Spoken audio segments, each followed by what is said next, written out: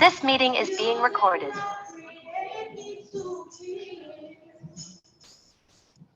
But you created me to worship daily, so I will leave it all right here. You did not create me to worry. You did not create me to fear. But you created me to worship daily, so I will leave it all right here. My hands are raised because I surrender. Your will is what's best for me.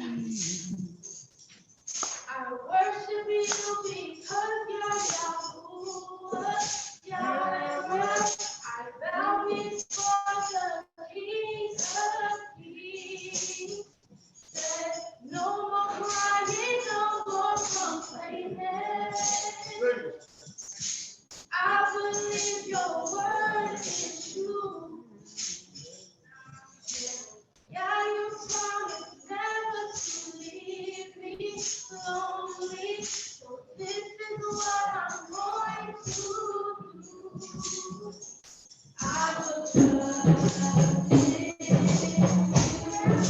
Yeah, I will trust in you. Yeah, I will trust in you.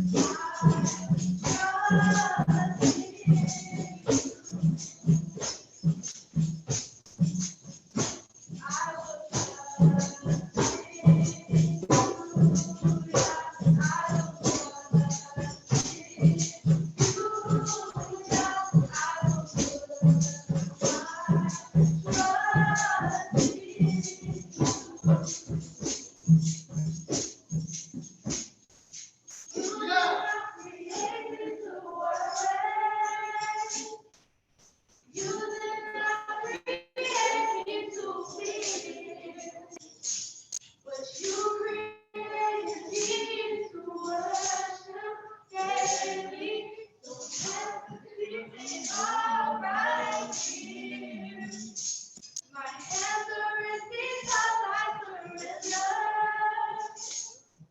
Your will is what's best for me. I worship you because you're Yahuwah, Yahweh. I love you for the King of Kings. There's no more crying, no more complaining. I believe your word is true. And God promised never to leave me lonely. So this is what I'm going to do. I will trust in you. I will trust in you. Yeah, I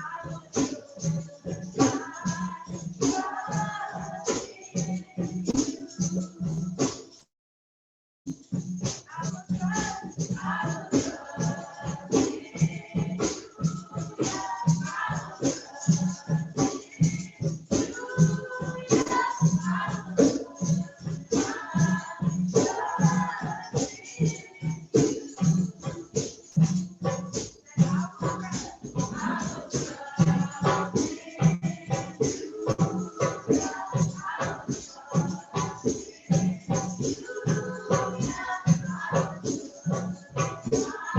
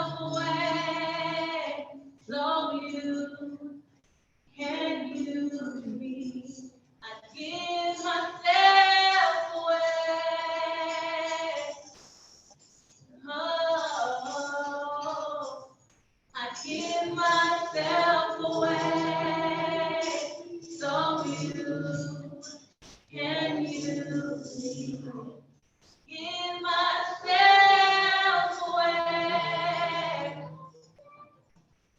Give myself away. So you can use me. My life is not my own. To you I belong. I give myself to you. Oh, my life is not my own. To you I belong. I give myself to you. Hallelujah.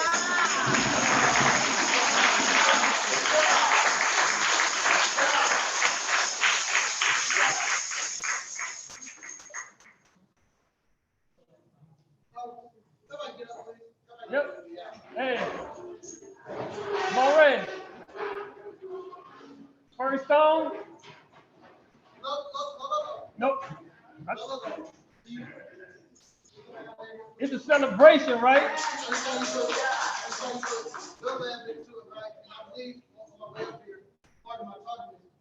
You were talking about not being a spectator but celebrator. Usually I say this in dictionary. So can you say that again? And then everybody should be giving themselves a not her creator, it's your creator. So let's give reference to the creator. Anybody else?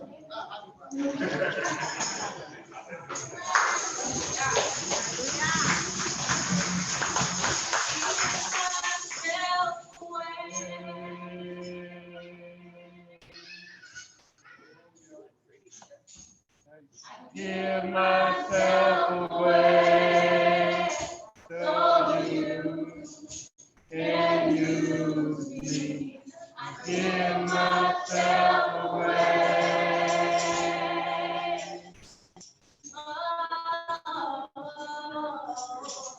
Give myself away so you can use me. Give myself away.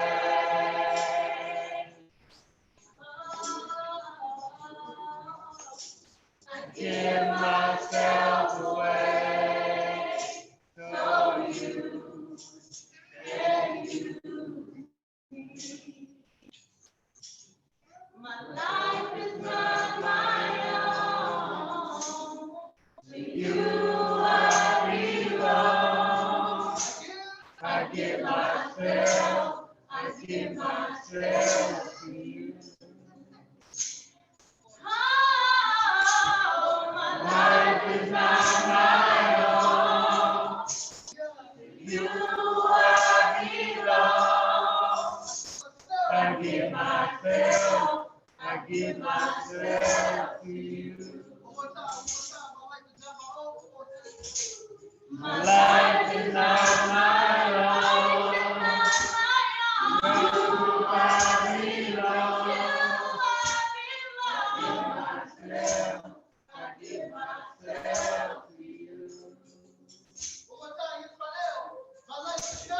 My life is not my own. You I belong. I give myself to you.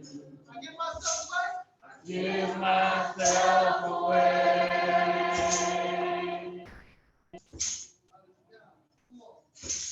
I give myself away so you can use me. I give myself away.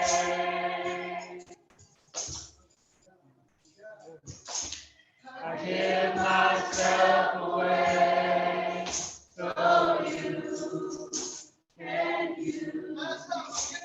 I give myself away.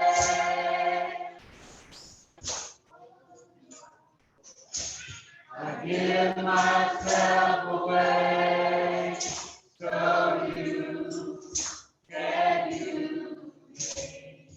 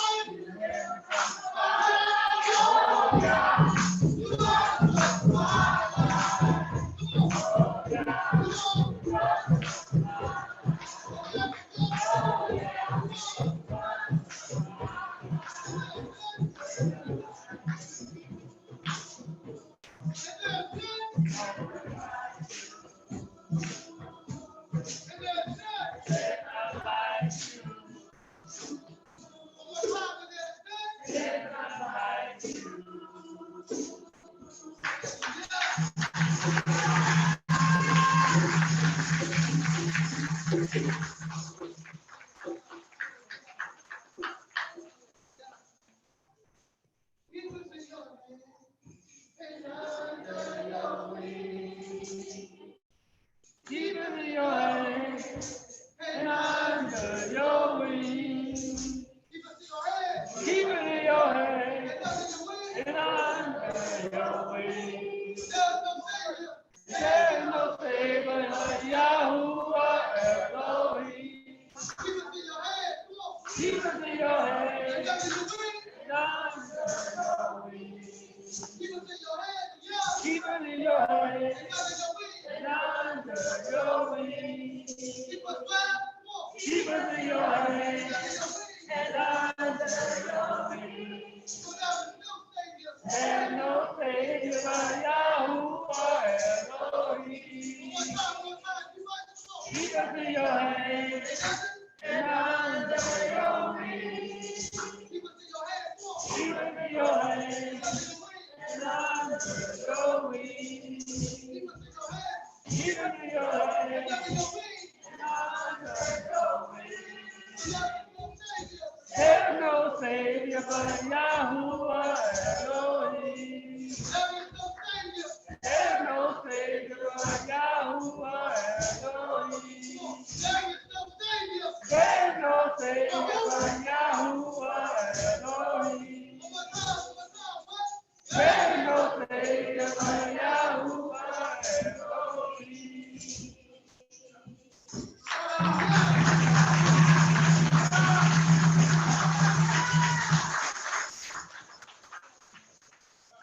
No, I thought you were going to do the full version. You keep me satisfied. You was gone, I was down. Yes, you keep me satisfied. You feed me. You feed me as a satisfied. I was down, now you was down. I was dead, now I live. When I go, it's go. It's fine, keep it in your hand. And under your wing. Keep it in your hand. And under your wing. Keep it in your hand. And under your wing. There's no Savior but Yahuwah Elohim.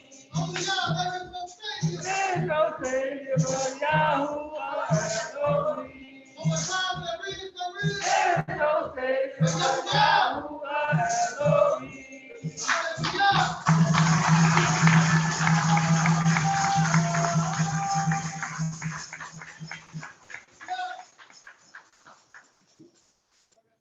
Oh, give thanks.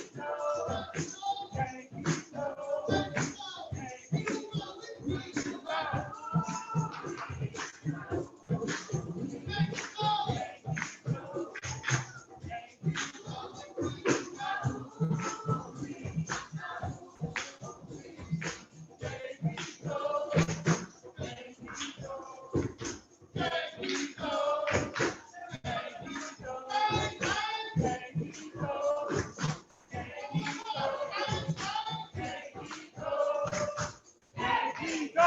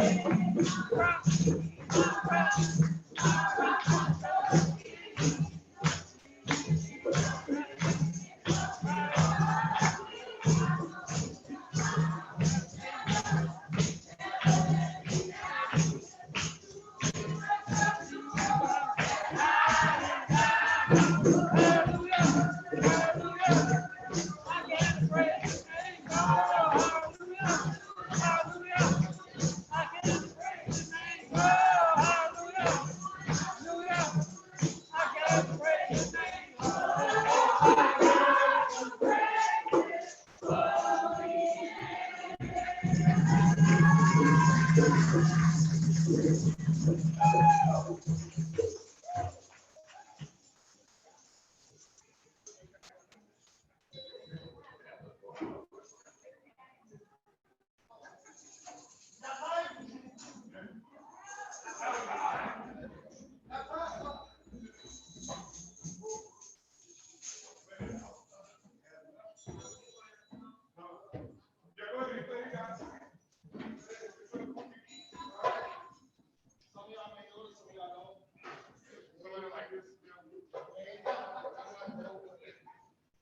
almost like this. Elohim, higher, higher, higher, higher, higher, Elohim,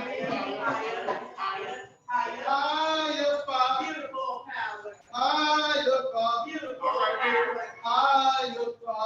Elohim, higher, means so beautiful. So higher, Elohim, beautiful power,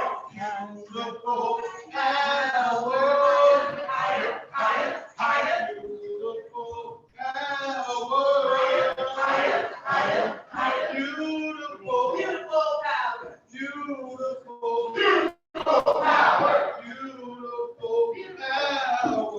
Hey, hallelujah!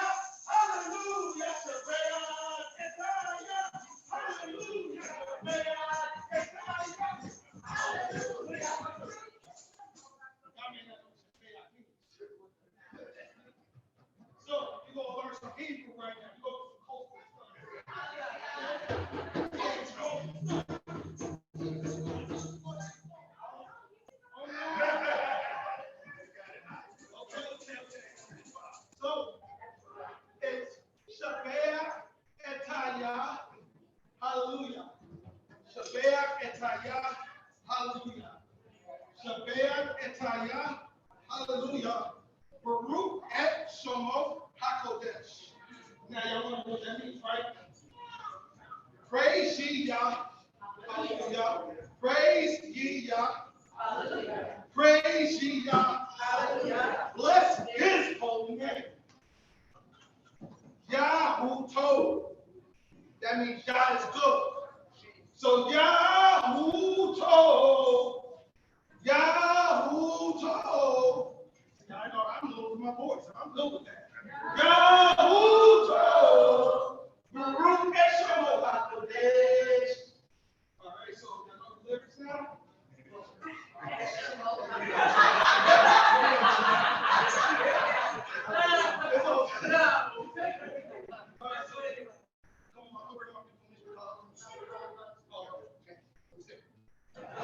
Listen to me. I got my opposite. All right, so it's up to go, so we can get there. Right? It's shook. I need a hand clap. I'm not gonna have a hand clap. I need a pop.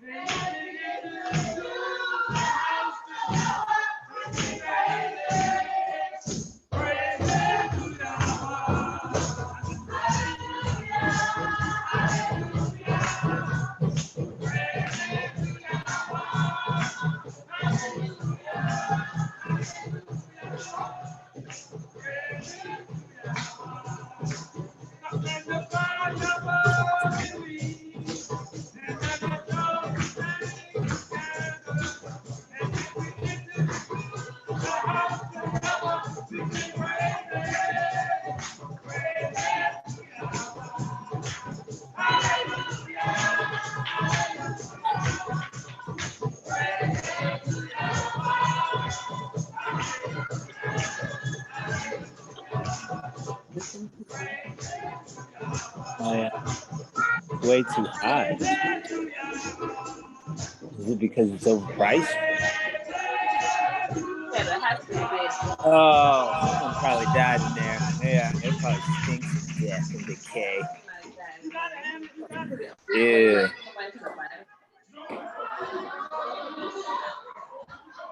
It was like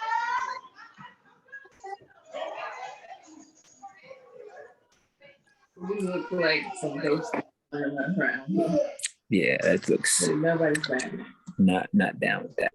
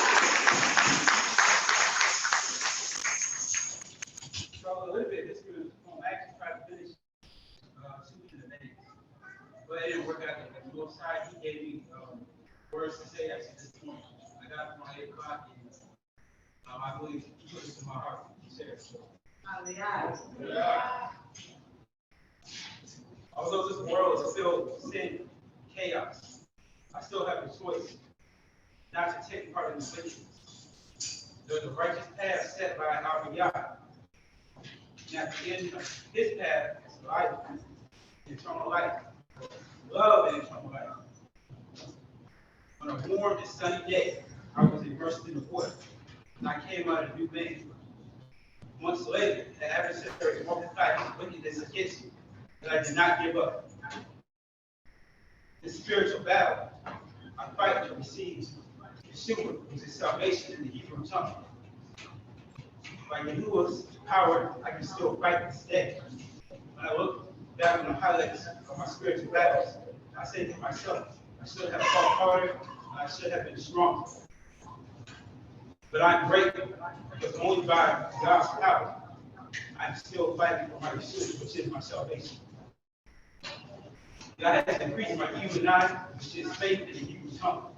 God has given me a mind to observe and to understand.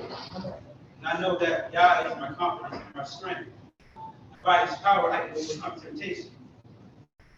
Past times I will often say, my life is a mess. And now I can say, look what Yah has done for my nefesh, which is my soul. Oh Yah, please do not allow the afflictions and my hardships to weaken my judgment, corrupt my mind. Oh Yah, I pray that I will not forget the things that you have taught me. I pray that I will never forget the things that you have revealed. I pray that I will never forget your commandments. Guard over my mind so I will never forget what you have done. Baruch Hashem Yahuwah. Blessed be the name of Yahuwah. Sometimes I ask myself, why am I fashioned this way? Why do I think the way I think? Why is my mind fashioned this way? Yahweh is the potter, and I am his clay. All things that are designed by him have a specific purpose. And if I remain set apart, he will let his light shine through me. Baruch Hashem Yahuwah. Blessed be the name of Yahuwah. Oh Yah, please teach me things that I do not understand. Please give me the wisdom not to focus on things that aren't meant for me to understand.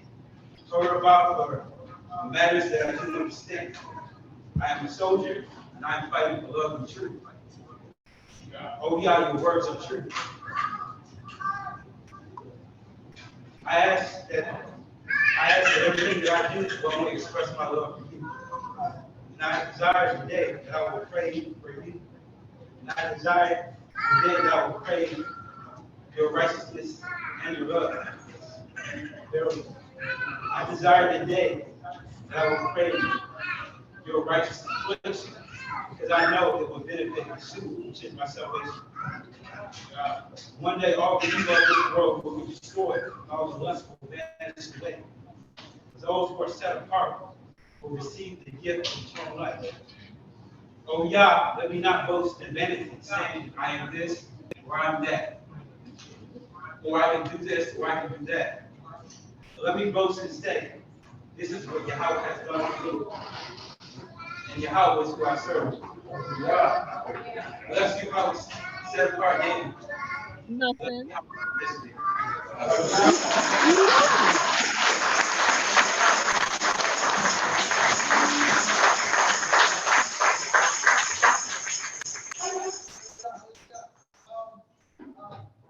Everybody like jewelry? Everybody like jewelry?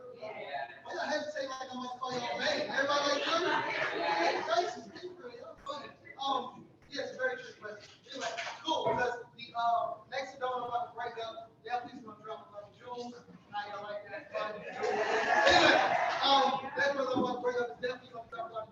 He is our resident historian. I would call him Moreh, which means doctor. But I'm sure he's not gonna say that title.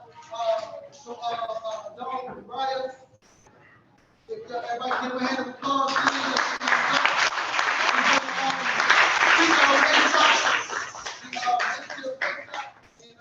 Some other things I'm sure that we did not know. So please have the attention. Shema, Shema. Go down to our dog. Shalom Ahava, Shalom Ahava. Peace and love, man. I want to say to all the people, this is a blessed day and moment to be here in remembrance. The Most High Yah bringing us out of Egypt, giving us blessed, good, and spacious land in the land of Yahshua, making us a mighty nation. So when this name is filled with beauty for all nations to this day. So I just want to say I share this moment for our families. Thank the warriors for his love for us. To have a place for us to be and present ourselves as beautiful gift and blessing and all Hallelujah. So before I get started, we want to talk just a little bit of history. So before I get started, it's always as I custom always say, who can Yahweh HaMarach? Bless Yahweh who is the blessed one. Who Yahweh HaMarach Leolam. Bless Yahweh the blessed one who is the blessed. Hallelujah. So today we want to talk about, now I'm going to sit down because standing up kind of isn't a little issue, but I hope everybody can still big and see my eyes and my face so we all can be a cop. Hallelujah. Yeah. So we're going to talk about the progression of the Pesach. Let me grab my notes. And you heard me mention some scriptures, but we're going to just give y'all an overview of how the Pesach or Passover has progressed over time since we've been away from our land in Yahshua. Hallelujah. So, progression of the Pesach. So we know in Exodus 12, 3 and 4, when the Most High gives us the commandment to observe the Pesach, it was like it was a community festival. He told us to do it in our home with our neighbors, with the blood on the doorposts. And when he came to take the firstborn sons of Israel, he would spare his firstborn son, Yahshua. Hallelujah. So we understand that it was a family-oriented event in the beginning.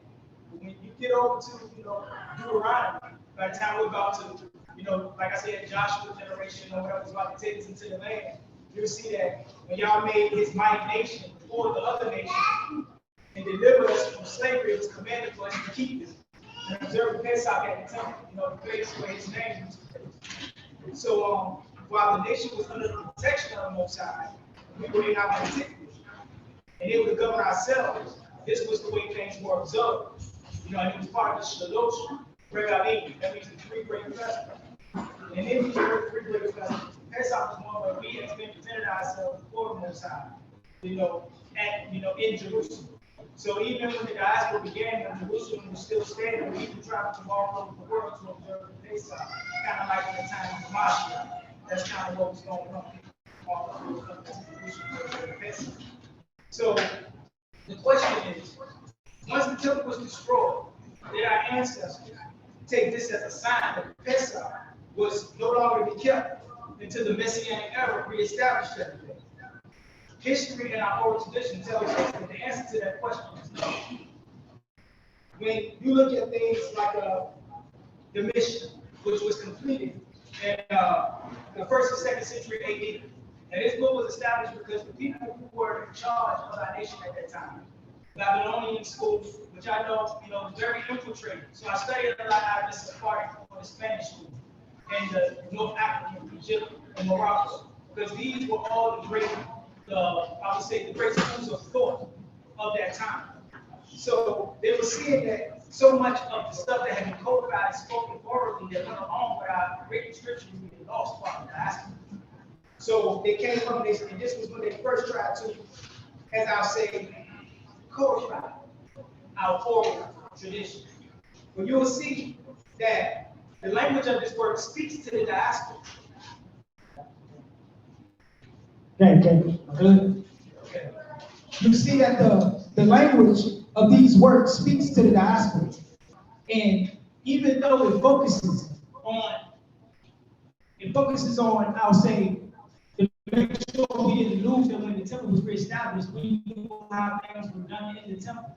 But in no mention does it say anywhere in that work that we are not to remember and we are not to observe this thing throughout our diaspora, wherever we have scattered, we have been. So, however, the destruction of the temple presented an anomaly. In 70 AD, the wicked Vespasian and Titus, who are named that we hold in enmity, they surrounded our beautiful beloved city. They rushed our temple and they destroyed it. So, devastation of the city and the temple throughout what they call the Jewish wars, but I prefer to call them the Israelite wars. Rome, this destruction, vastly altered the Passover to our people. The observance was not ended though. We understood that the lamb could no longer be sacrificed. So the emphasis was placed on other aspects of the feast, such as the Haggadah. The Haggadah is the story. Like Moreh Samak did last year when he got up and he presented it in a real flavorful way for the children, real creative way to present the Haggadah, or the story of us coming out of, Egypt, a lowly, no name, no nation, that the Most High used to exalt his glory before all the nations of the earth and made us a mighty people. So we focus more on the Haggadah, the Unleavened Bread, and the bitter herbs. These elements were always a part of the observance, but now they serve to remind Yahshua of our long and painful history from the time of Moshe until the now. It became a time when the nation remembers our unique struggle, survival, and hope that the prophecies and promises of the Most High Yah returning us to our homeland happens in our lifetime. So that is what, it evolved over time. But never think that the children of Yahshua who were commanded in the beginning are not supposed to remember these times, because it's preparing us for the next time. So that we hold it in our hearts and know that the Most High word does not come back void. And you sitting here today is proof of it. Hallelujah. Hallelujah. You are the example of the Most High's word, each and every one of you. And I want to thank every man, woman, and child that is making this event before the Most High possible, for it's a blessing. And I'm going to drop a little bit of that just for you guys to go, just so always like dropping something that you might want to go and look into for yourself. But the Sephardic Yahudi, they eat lamb at Pesach, but the Ashkenazi do not. And I say that's something we can ask ourselves, why not? But if you were never there to sacrifice the lamb in the first place, then why would you eat it in remembrance? Yeah. Hallelujah. Hallelujah. Hallelujah. Another, I want to say that I don't get too much into the Talmud because it was very infiltrated and compromised after about the 7th or 8th century when certain people started becoming and moving up in the ranks of our people. But I do use it to go to, like, to make certain points, like this was how our people, or how our sages or our rabbis, how were they doing or interpreting things while we were in the diaspora. And the Talmud says that the sages sent word to the exiles, be careful to keep the customs of your forefathers, requiring the diaspora to observe at least the first 2 days of this feast. But it became custom to observe the feast in its entirety as we do today. Hallelujah. Hallelujah. So always remember, Mishpah God, never forget where you come from, so we can always remember where we're going.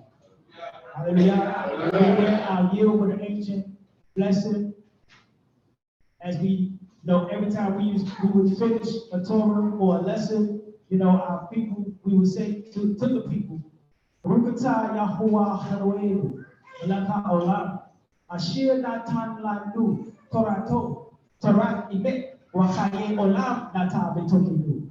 Rukata Yahuwah, Notain, HaTorah. And that is, blessed are you, Yahuwah our Elohim, ruler of the cosmos, who gave to us his Torah, the Torah of truth and life everlasting, said in our lips. Blessed are you, Yahuwah, who gives this nation Yasharel Torah. See, hallelujah.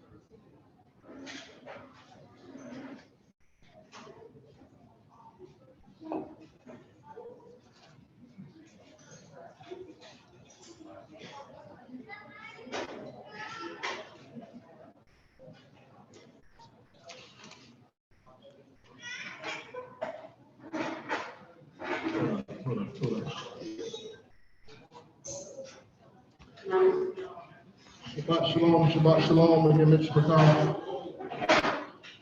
Happy Feast of Passover. Enter into Feast of Unleavened Bread. And I'm going to switch these sides, if y'all don't mind, because those that are online is having an issue hearing down that end. So without the mic, am I loud enough? Can y'all hear me clearly? Yes. Pretty clear right there? Okay. So that.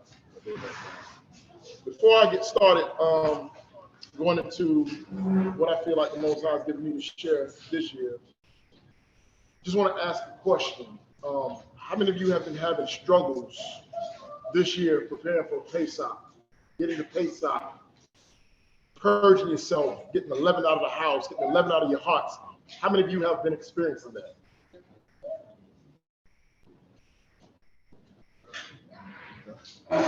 How does it make you feel? It shouldn't be this complex. Shouldn't be this complex? Frustrating. Makes you feel frustrated? Anyone else? Feel like it shouldn't be this complex? One says. Another one says you feel frustrated. Frustrated with who? Society. Society. For all the stuff that put us through and obstacles. Why are those obstacles put in our place? He's right on target with that.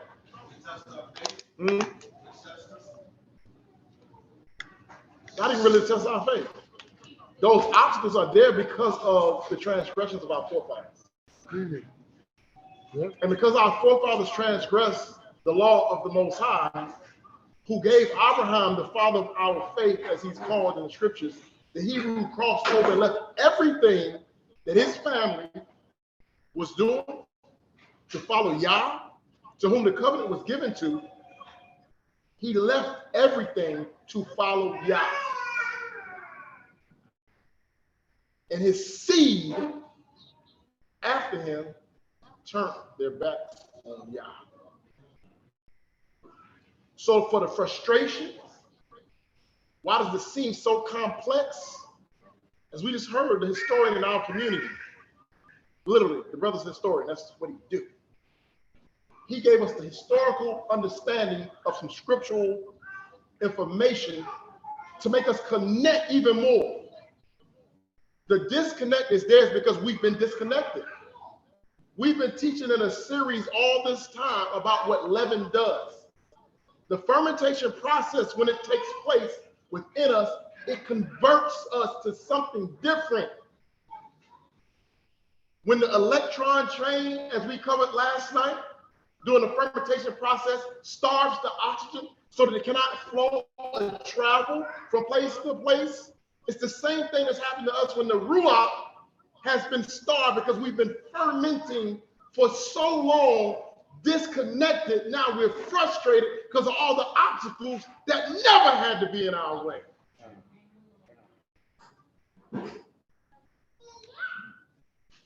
And it shouldn't be so complex to try to keep these feasts. The reason why it's complex is because we are lost sheep.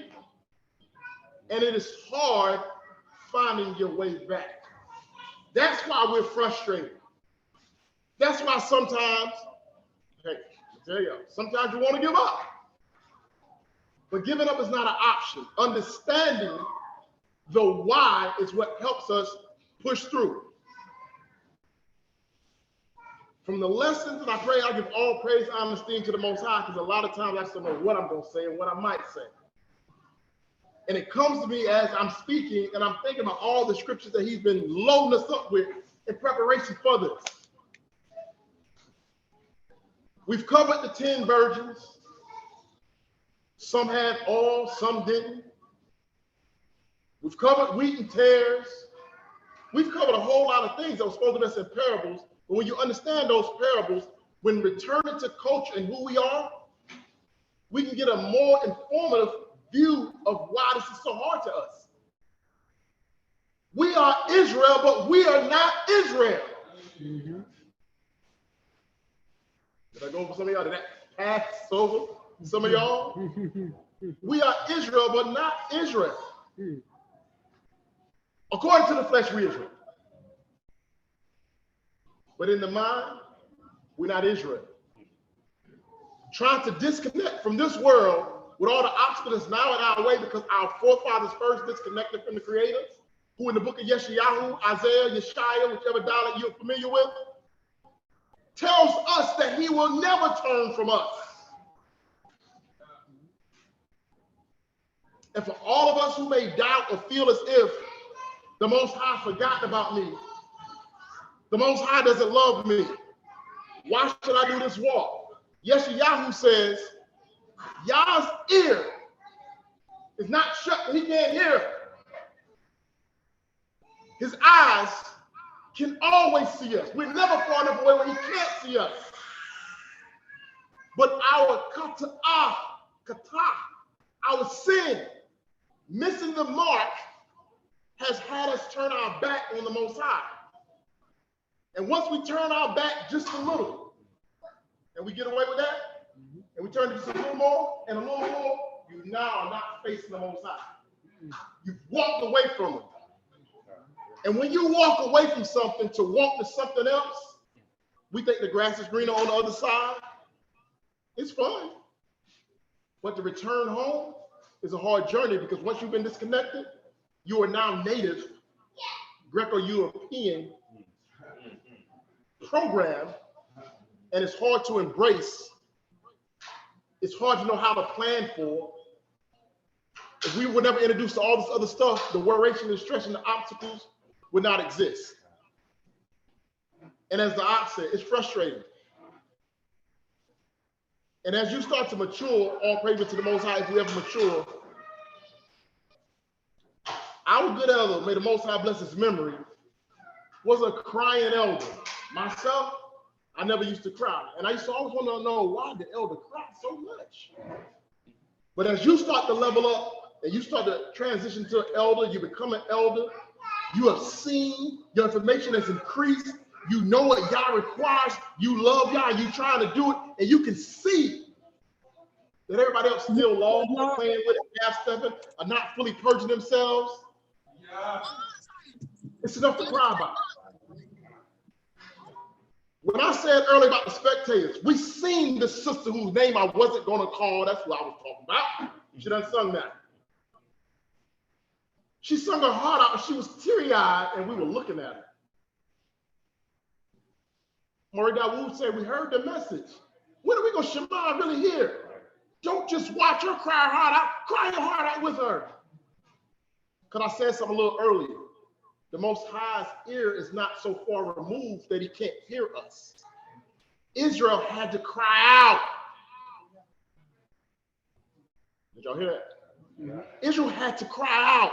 Are we really crying out to Yah? And some of us cry different. Cry does not mean you have to shed tears. Mm-hmm. But are you Psalms 51 in there? A broken and a contrite heart. Yeah. See, my frustration is a little different. I'm not frustrated with the things I used to be frustrated with all the obstacles, which we should be frustrated about. My frustration is not myself.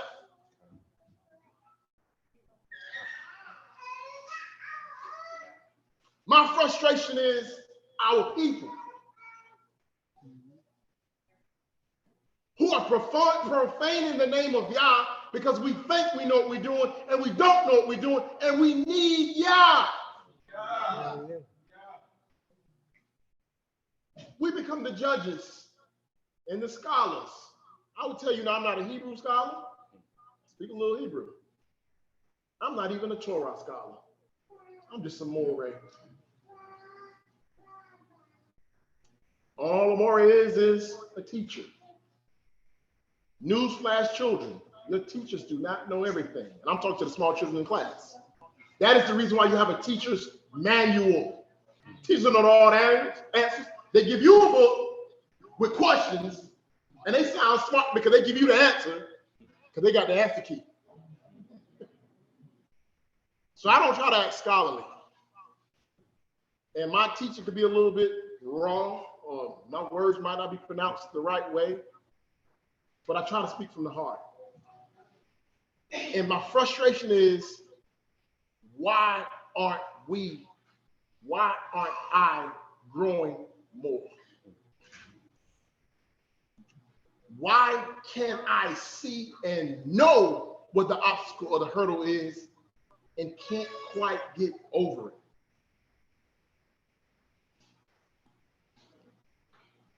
That's a bad place to be in.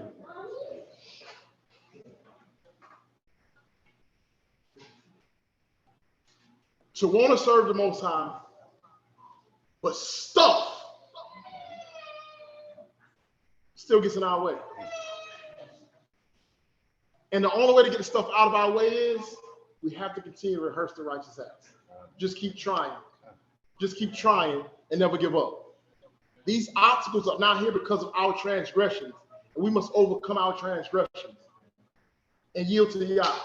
And like Shah Shamar said, this was on my heart earlier, and I'm just going to do this now. I'm not a singer.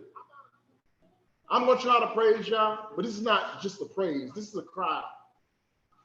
Moreh Daud prayed his heart out, because there are things that while you may be in the natural, is going on around us that we can't see, some of us, but some of us can see. As he said, the person that wants to cry out, that may not be saying nothing. The person that feel like giving up. The people in the room that might want to leave right now because of what has them burdened.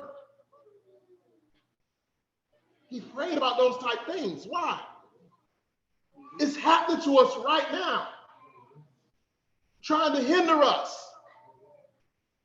But our forefathers fought for their salvation. And that's the reason why the Torah is our instructions that we must return to, so that we can see that these frustrations that we have is nothing compared to what they already went through. It wasn't easy for them. It's not going to be easy for us. But you know what makes it a little easier for us? We don't have to have the learning curve unless we're just rebellious. We've seen what they went through. We've seen the mistakes they made. Why are we still making the same mistakes? So as Moreh Daud was asking the Creator something, y'all bear with me because I can't sing, but going back to my thought, when we are praising the Most High, and when someone is getting up there belching those songs out with those powerful voices that we've heard in here, and you're singing from the heart, sometimes when you're singing from the heart, you cry because, man, I'm hearing these words and I ain't even worthy of that. Or I'm hearing these words and going, Most High is so good because I ain't even worthy of him, but he said he still loved me. So I want to give myself to you because you want me. Y'all remember that. We should want to give ourselves away who are not worthy because we are not. But because the Most High wants us, he wants us. Y'all know what it feels like to be wanted? How does it make you feel? How does it feel not to be wanted? Huh? And what? Y'all help me. How does it feel not to be wanted? What do we do to Yah?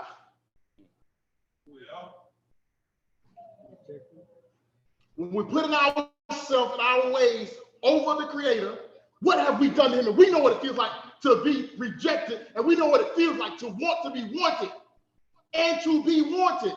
He wants us. He fought for us. He fought for our forefathers and brought us out of the land. As my dear aunt said, last year I did a skit. This year we're going with a little bit of fire. The fire burns sometimes. We need to hear about ourselves. He said, eat it in haste. We have to, Samak. We have to, Samak. So everybody think about your own self. Stop knowing what is wrong with yourself, Samak. Stop knowing what it takes to achieve, Samak, but not doing it.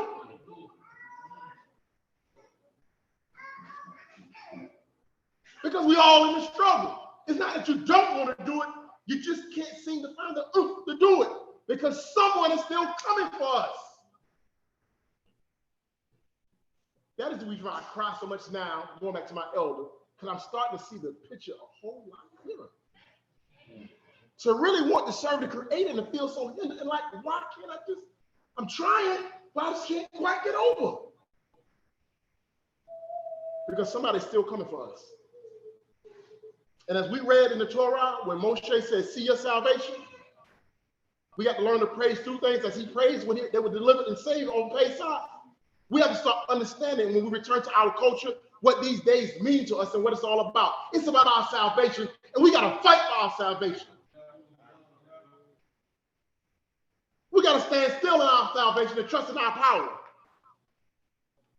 So what I was saying I was going to do a few minutes ago when I really can't praise, one of you with a voice bail me out, Lynette, like I heard you do live online when you bailed him out. When y'all was at a feast that I wanted to make it to and I couldn't make it to, and I heard him try to lead the song, and you went on and bailed him out. Feel free to bail me out. But I feel we all may need to hear this. This is one of them old, as they say, spirituals. Yes, sir. Oh, yeah, I need you to help me. Oh, yeah, I need you to help me. Help me on my journey. Help me on my way. Oh, yeah, I need you to help me. Oh, yeah, I need you to help me. Oh, yeah, I need you to help me. Help me on my journey. Help me on my way. Oh, yeah, I need you to help me. While I'm praying, I need you to help me. While I'm praying, I need you to help me. Help me on my journey. Help me on my way. Oh, yeah, I need you to help me. While I'm praying, I need you to help me. While I'm praying, I need you to help me. Help me, help me, help me on my journey. Help me on my way. Oh, yeah, I need you to help me. While I'm walking, I need you to help me. While I'm walking, I need you to help me. Help me, help me, help me on my journey. Help me on my way. Oh, yeah, I want you to help me. Miss Micah, while I'm waiting, I want you to help me. Help me, yeah, help me.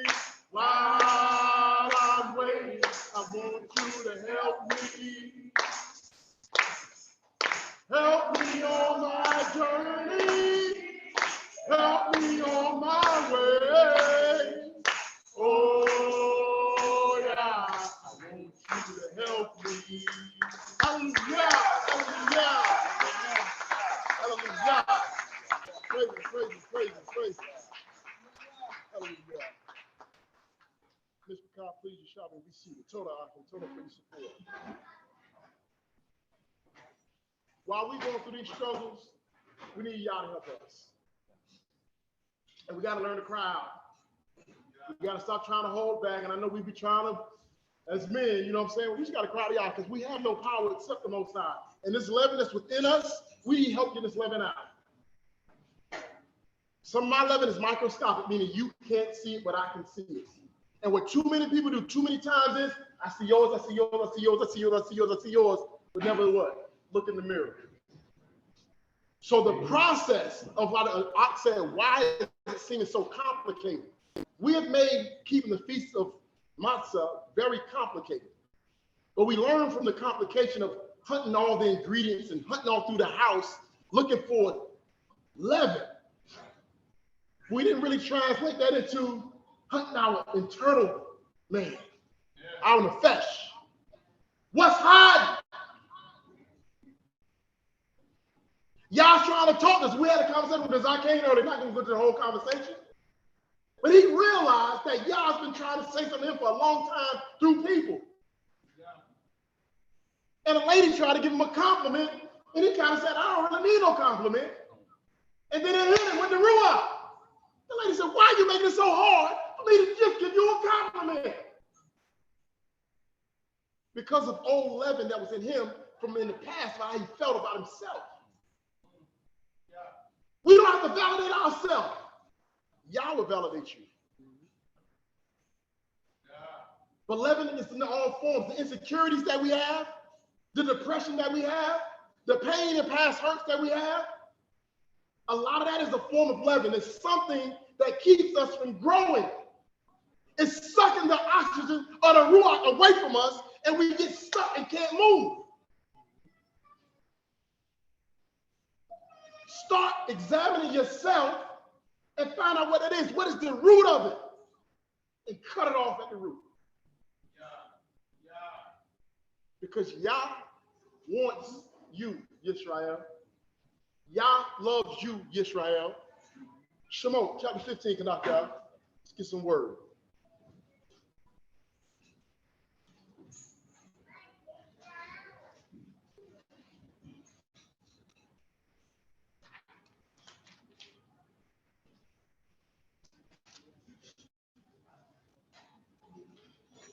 So as I was speaking about Isha, y'all, I'm real transparent. As I was speaking about Isha, I said, I might have started the Pesach lessons a little earlier this year. And I said, I'm really about taught out. What am I going to be able to say at Pesach? Because we've done covered everything about Pesach or Passover and Unleavened Bread. So what am I going to say when I get here? Well, the problem is sometimes to try to teach about the feast, we shouldn't have to come to the feast to teach about the feast. We should come to the feast and celebrate and keep the feast. That's why I said this year, after we read the Shemot 15 and 1 and 2 and 3, when it said Moses saying, I said we praise for at least an hour this year for Pesach. Praise Yah. Y'all went in. Y'all praise Yah. Hallelujah. I'm going right back to that same chapter, 15. And as I kept getting close, I'm like, Yah, what am I going to say? 15, Shemot 15 and 16.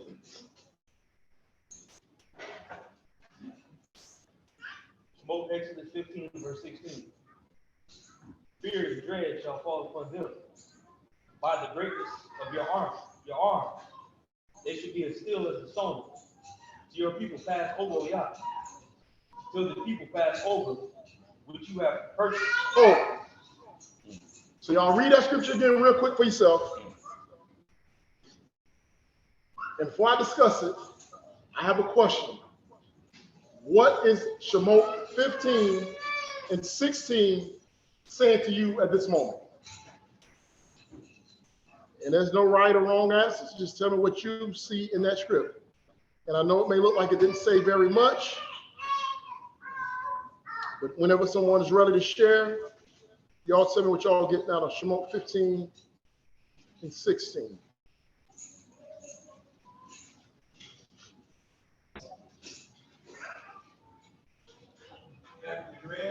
fear and the dread of the nations. Fear of the Most High will be on the nations. Because at that time, people were in community, right standing with the Most High. And he said that until the people pass over, or Yahudah, until the people pass over, which thou hast purchased. Mhm. So whenever our ancestors were in their journey, almost like the people turned, the nations turned to stone that knew about our powers. Hallelujah. Anyone else? Yes, sir. Yes, we see the verse because before, Israel, they were afraid of the nations. Uh-huh. So, it seems like, the Most High, he reversed it. And that comes along with, your scriptures, when you honor the Most High, he takes, the curses off of you, and he puts them on your enemies. Hallelujah. Matstsah. Okay. Go up to 12 of them and read down through 18 for me. Y'all just follow on for a moment.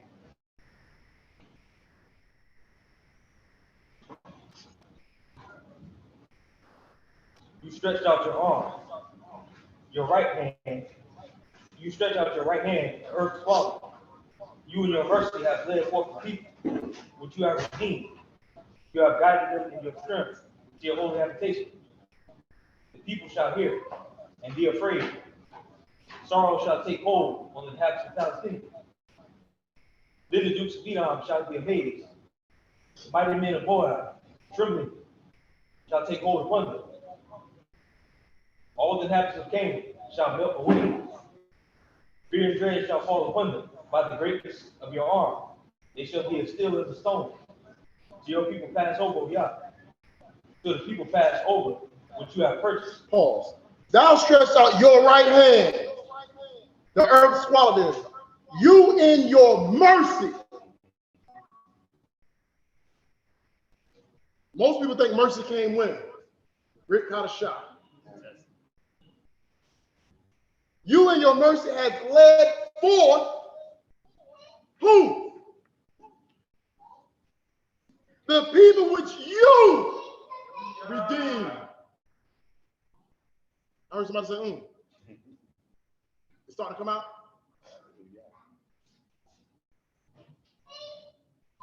You have guided them in your strength unto a kodash, or set apart, commonly called holy habitation. Now I'm going to jump back down to 16. Fear and dread shall fall upon them by the greatness of thine arm. They shall be as still as a stone till your people pass over. Oh yeah, till the people pass over which you purchased.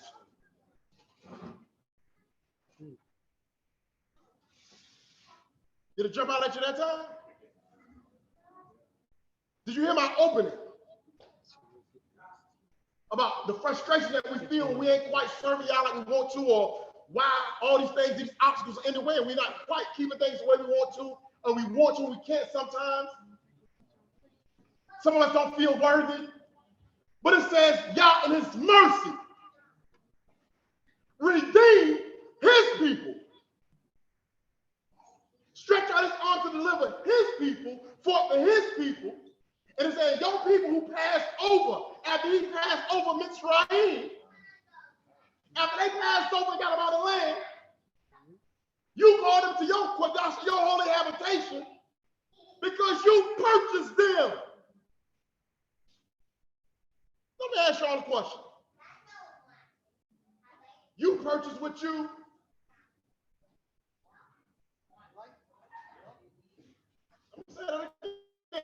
Is that a trick question? Normally, let me put normally in there. Normally, you purchase what you? You purchase what you want.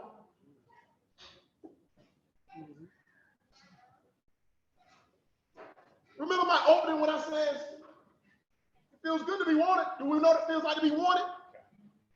In order for the Most High to purchase you, it meant that the Most High what? Wanted you. And I said, wow. All these years, I never highlighted that point. All these years, that didn't jump off the page to me till it like it did this year. Because it is time, Israel, to understand that you have been brought with a price. But nothing written in the Brit Kadashah originates in the Brit Kadashah. The thought of our forefathers already originates in Torah, Tanakh, as they was living.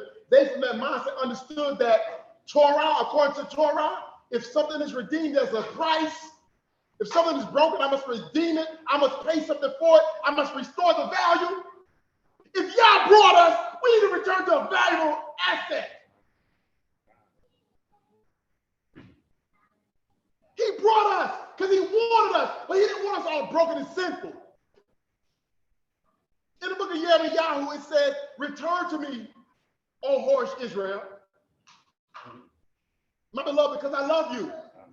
Repent of your sin and come back to me. I still want you, but I don't want you in sin. Do you think I like, says the Most High, punishing my children in whom I love, and whom I want, and whom I created to love me?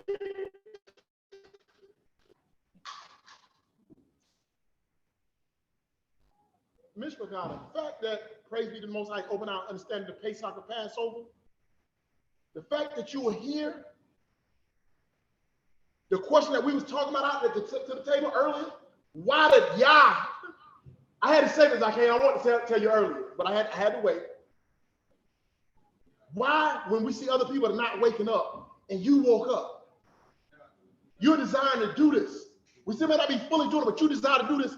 What makes me different than you? What makes me different than him? What makes me different than anybody else? Why did Yah wake me up? Why am I now embracing this? Because Yah wants you.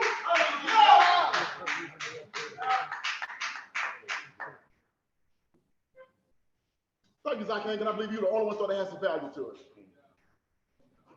Y'all better learn how to praise Yah. I just told y'all Yah wants you. Y'all spectate. You look at that. Because you can't even believe it, can you? It's in the word, though.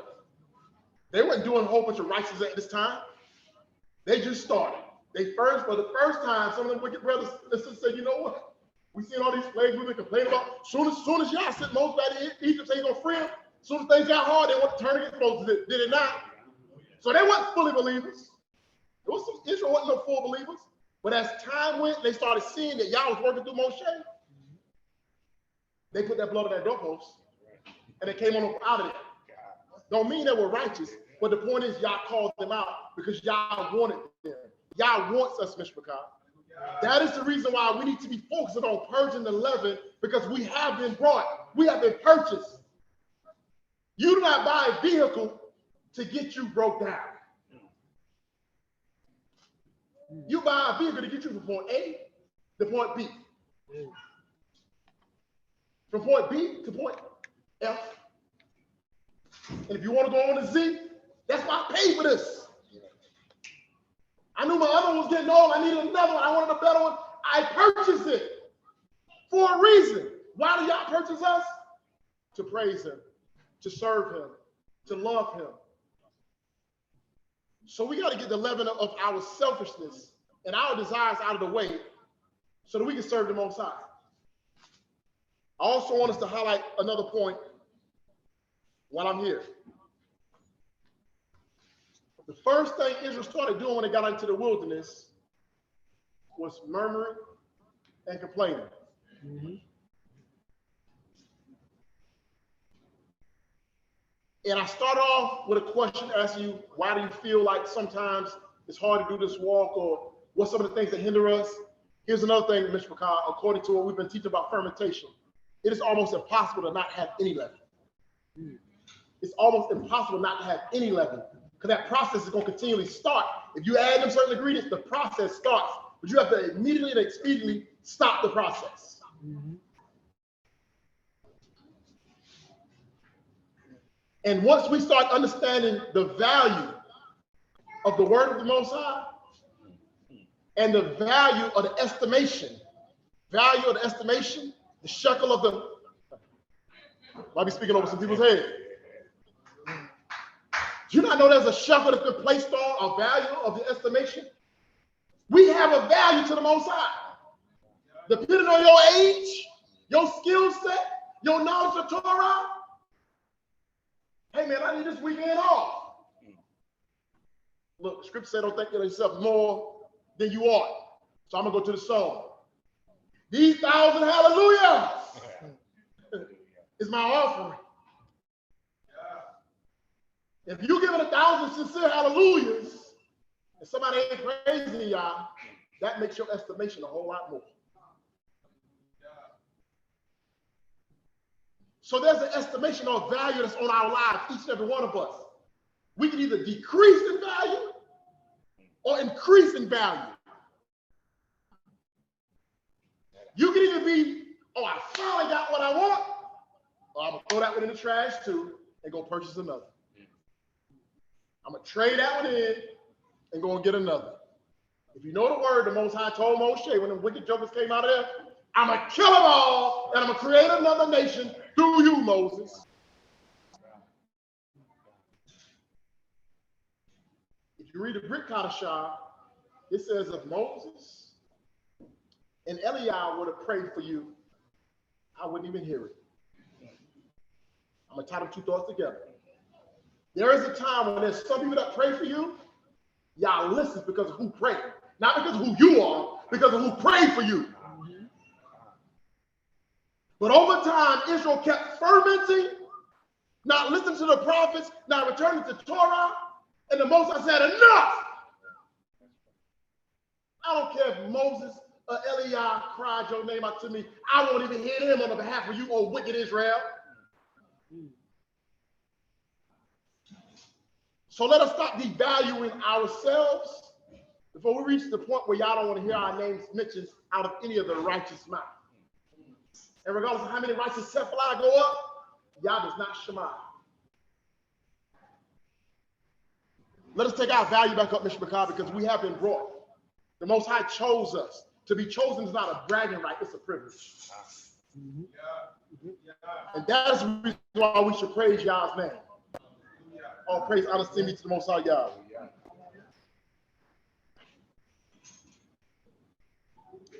Give me 15 and 17, Adon.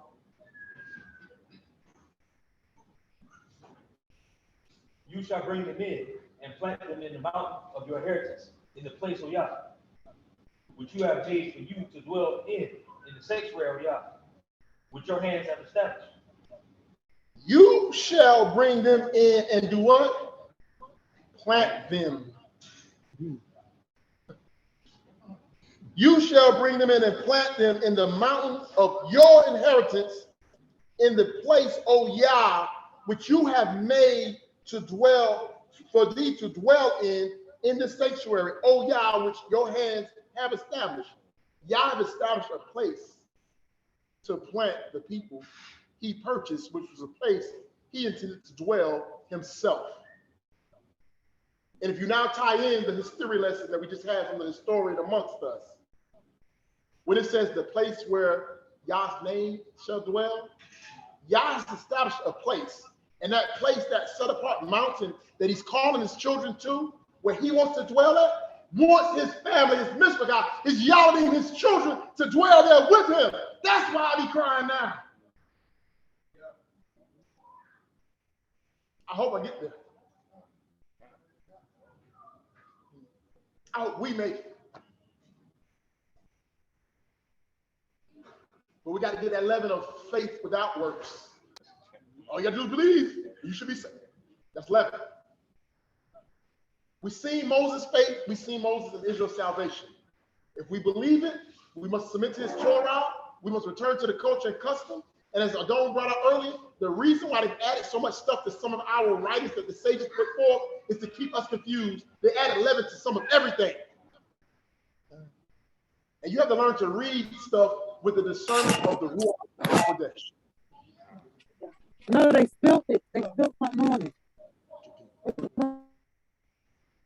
you must study to show yourself approved, so that you can understand these things. So the Most High wanted to plant us in the place where he said his name. Y'all think that's just a past tense thing? You think it's past tense only?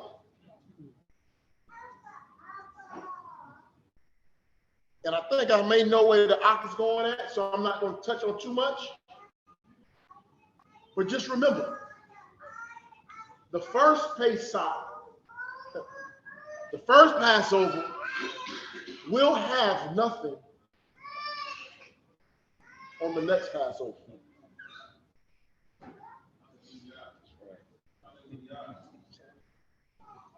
That's why you got to study. That's why we have joy. That's why we got to be praising him in here. We got to start understanding this word that we read it.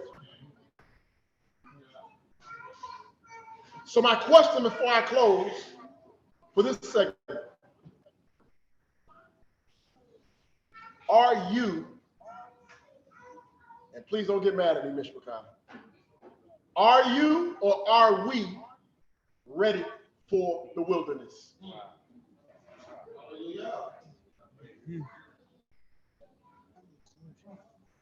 I was going to hold us back, but I said, I got to stop holding back. The email's been getting on me for years. I'm tired of y'all getting me too. I got to just say it now. Are you or are we ready for the wilderness?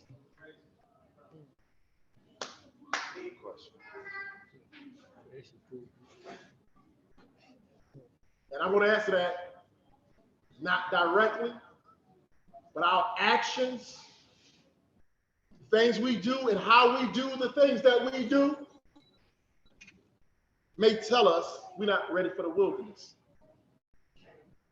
And my reason for asking, are you ready for the wilderness, is if you want to be saved, and we've been trying to paint the picture for the past couple of weeks about what salvation looks like. Salvation starts somewhere.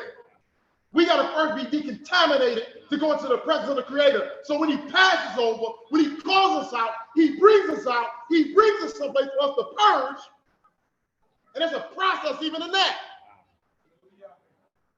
Was our forefathers ready for the wilderness? Low. And for the sake of time, I'm going to paraphrase some of this. You've already read these scriptures. A lot of people misquote, and they think that only 20-year-olds and younger made it into the promised land.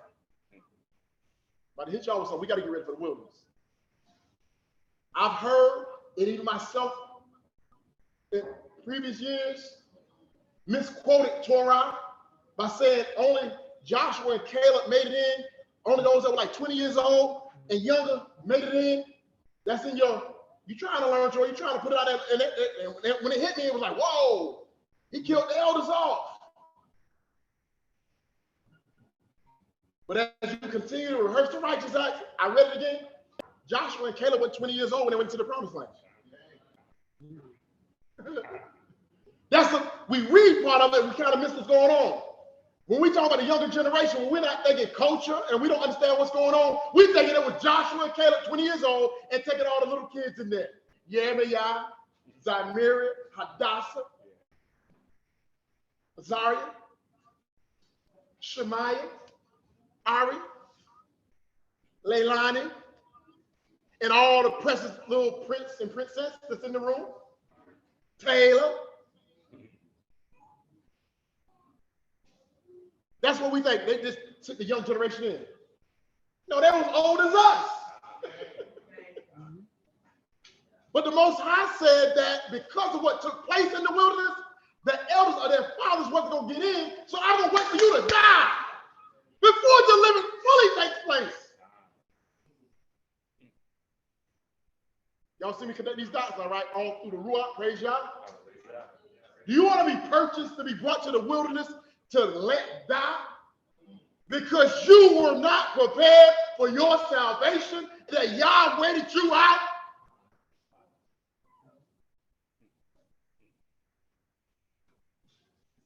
Joshua and Caleb, with all that nonsense going around them, they were still on it. We followed that Moshe and the elders that was righteous. We don't care what y'all doing. We were for Yah. But everybody else died off, and as they matured, they're the ones that went in as adults. But the majority of Israel that was delivered out of Mitzrayim still actually died in the wilderness. We got to see that picture, y'all. So now we're taking it to 2/3. We want to go a little bit Brick Kadashah, right? When they say 2/3 going to be destroyed. Brothers can quote that script and never really focus on the fact that the majority had already died in the wilderness once. So what does that look like for us? That's another reason why I cry. Not because what might happen to you, but what might happen to me if I can't get over my hurdles. Why did you ferment? Why did you wait? Why did you execute? Why do you do? Why are you still the same this year as you were last year? You have not grown any.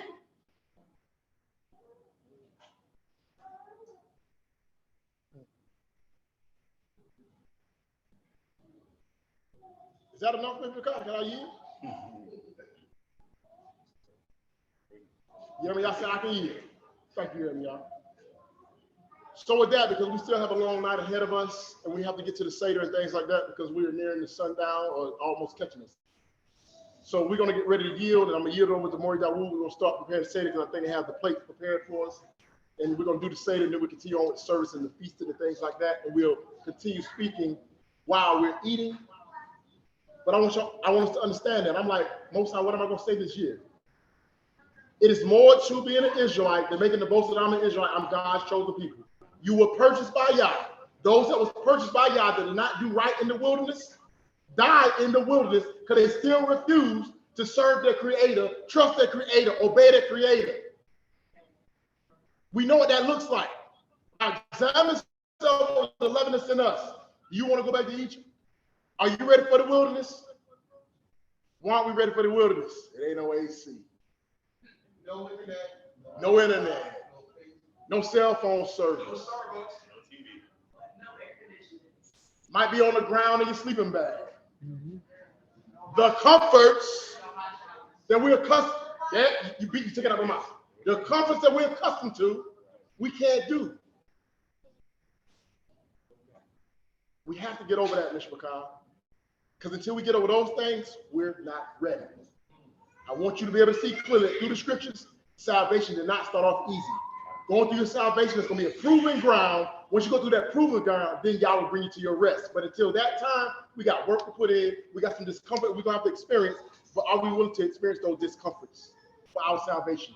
Are we ready for the wilderness? Are we ready to let go? And are we ready to go?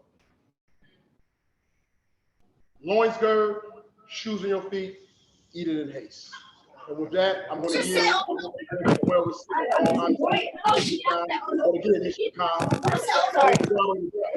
God purchased you because God wants you. Let us return unto Yah, purge ourselves from all leaven. Hallelujah. Hallelujah. Hallelujah.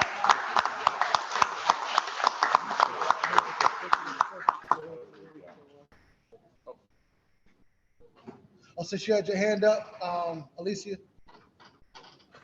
Shalom. I had a question in regards to what Moreh Samak was saying. He had mentioned how others can pray when you can't, not because of who you are, but because of who they are. So how do you determine when you should ask someone else to pray for you, if that makes sense? It's not even about knowing when to ask someone else to pray for you. The point of it was for you to understand that over time, if you don't do what you're supposed to do, it don't matter who prays for you or who you ask, the Most High is not going to hear it. So it's not about even knowing when to go to someone to pray for you, because anytime you're going through anything, it tells you to come to the elders. The scriptures tell you, and it was customary for people to go to the temple, to go to the priest, to go to the men and women of Yah, that they knew were men and women of Yah, to request prayer. We even see that priests themselves sent the prophets for certain answers from the Most High. So depending on if it's something that you don't know yourself and you need direction, instruction, then you will go to one that's trained in Torah, one that you feel like has proven themselves to be set apart unto Yah, that Yah may be dealing with in reference to something you may want to ask the Most High. We see that all through context. And so that'll be something I'll answer again at another point, but to give you the quick answer to that. So that's how we see our forefathers always sent to either the priest or to a prophet to petition Yah, to ask things of Yah, okay? So that's an example of that in short form. But the point or the quote that I made when he said that I would not even hear them, it don't matter who we ask, when we ask, how we ask. If Yah gets fed up with our behaviors, you can go to those people that he would normally answer, and he would not even answer them. Not because he has anything against them, but because we had plenty of time to get right. So now Yah said, I'm done. So that's why I said we don't want to be that purchased vessel that Yah said, you know what, it's a waste, it's a bust. You know, I purchased some more of them. I'm going to wake some more of them up. I'm going to do away with them. They've done to me. They reprobate, whatever the case may be. And I don't want to hear anything on their behalf or not. Okay, so it wasn't really about knowing the when to ask, but we will go into that in more detail on the Shabbat study also. So remember that question, and now I'll go into a lesson on asking prayer, or asking or requesting prayer. Hallelujah. Hallelujah. Hallelujah. Okay, so right now what we're gonna do is we're gonna go into the Seder. I know y'all hungry, so we're gonna give y'all like a teaser.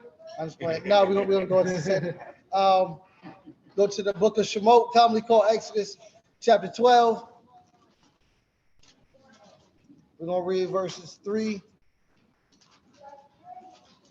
through 11, slightly through 12.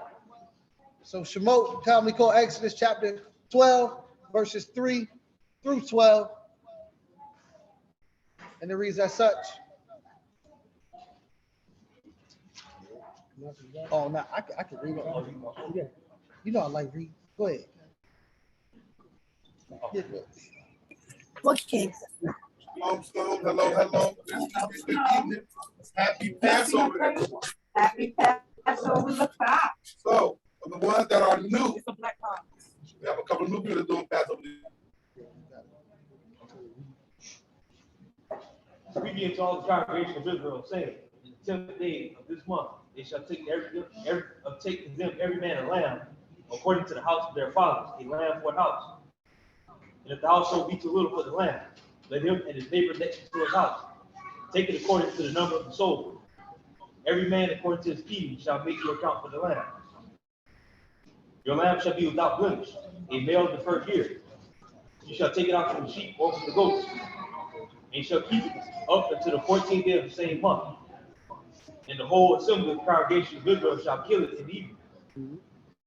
And they shall take of the blood and strike it on the two side posts and on the upper doorposts, the houses where they shall eat it. And they shall eat the flesh that night, roast with fire, and unleavened bread, and with bitter herbs. They shall eat it. Eat out of it raw, nor side it all with water, but roast with fire, his head with his legs, and with the purpose thereof. And you shall let nothing of it remain until the morning. And that which remaineth of it until the morning you shall burn with fire. And thus shall you eat it. With your loins girded, your shoes on your feet, and your staff in your hand. And you shall eat it with haste on the Yah's Passover. For I will pass through the land and feed you this night, and will smite all the firstborn in the land of Egypt, both man and beast. And against all the mighty ones of Egypt, I will execute judgment. I am Yah. Hallelujah. Hallelujah. So of course that is the very first Pesach. So in remembrance or observance of that, the first thing which the Most High said to eat was the lamb. So we're going to take a piece of the lamb. Take a piece of the lamb. You may partake.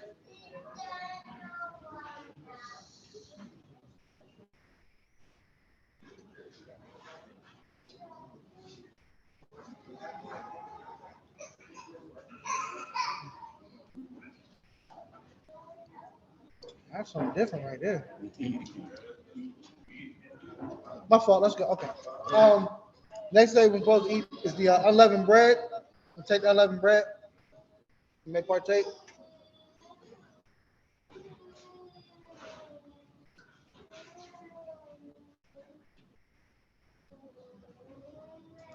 Now for the part we all been waiting for, the bitter herbs. You may grab and partake.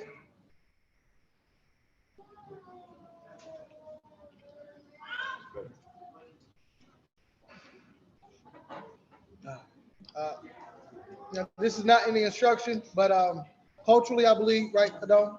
The grape, yeah, it's culturally the grape juice or the yayin, but it's everybody got grape juice. You You may partake.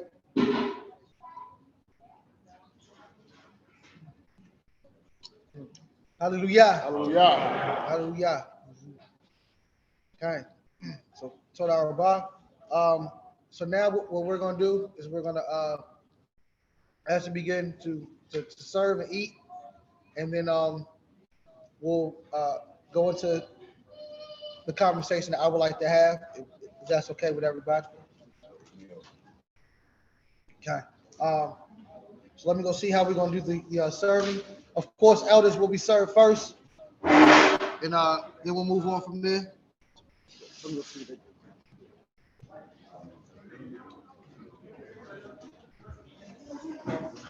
That was very interesting. This meeting is being recorded. And he said Pesach is more than just, we're just doing a feast day. We are also crying out to the Creator. And who cries out the best? Who cries out the best? Little people, right? So I want you guys to really internalize the song that they're dancing to, because in this season, you were supposed to prepare your heart. You were supposed to make sure that everything that was leavened was supposed to be moved out of the way.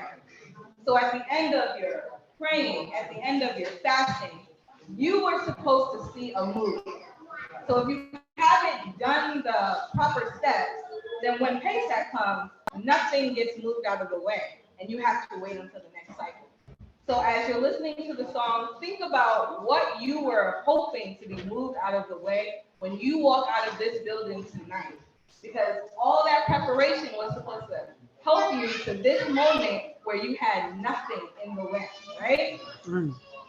So I want you guys to internalize, listen, and Aliyah.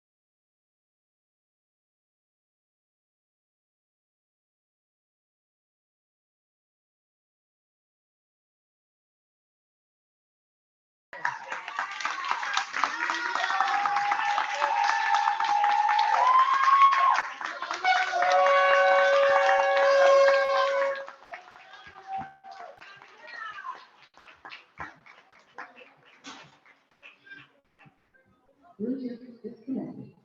Bluetooth pairing.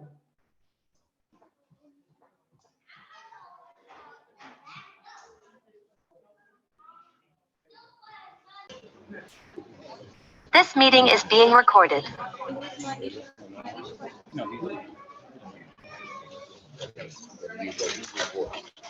So we're reading the book of Shemot. We said chapter 19.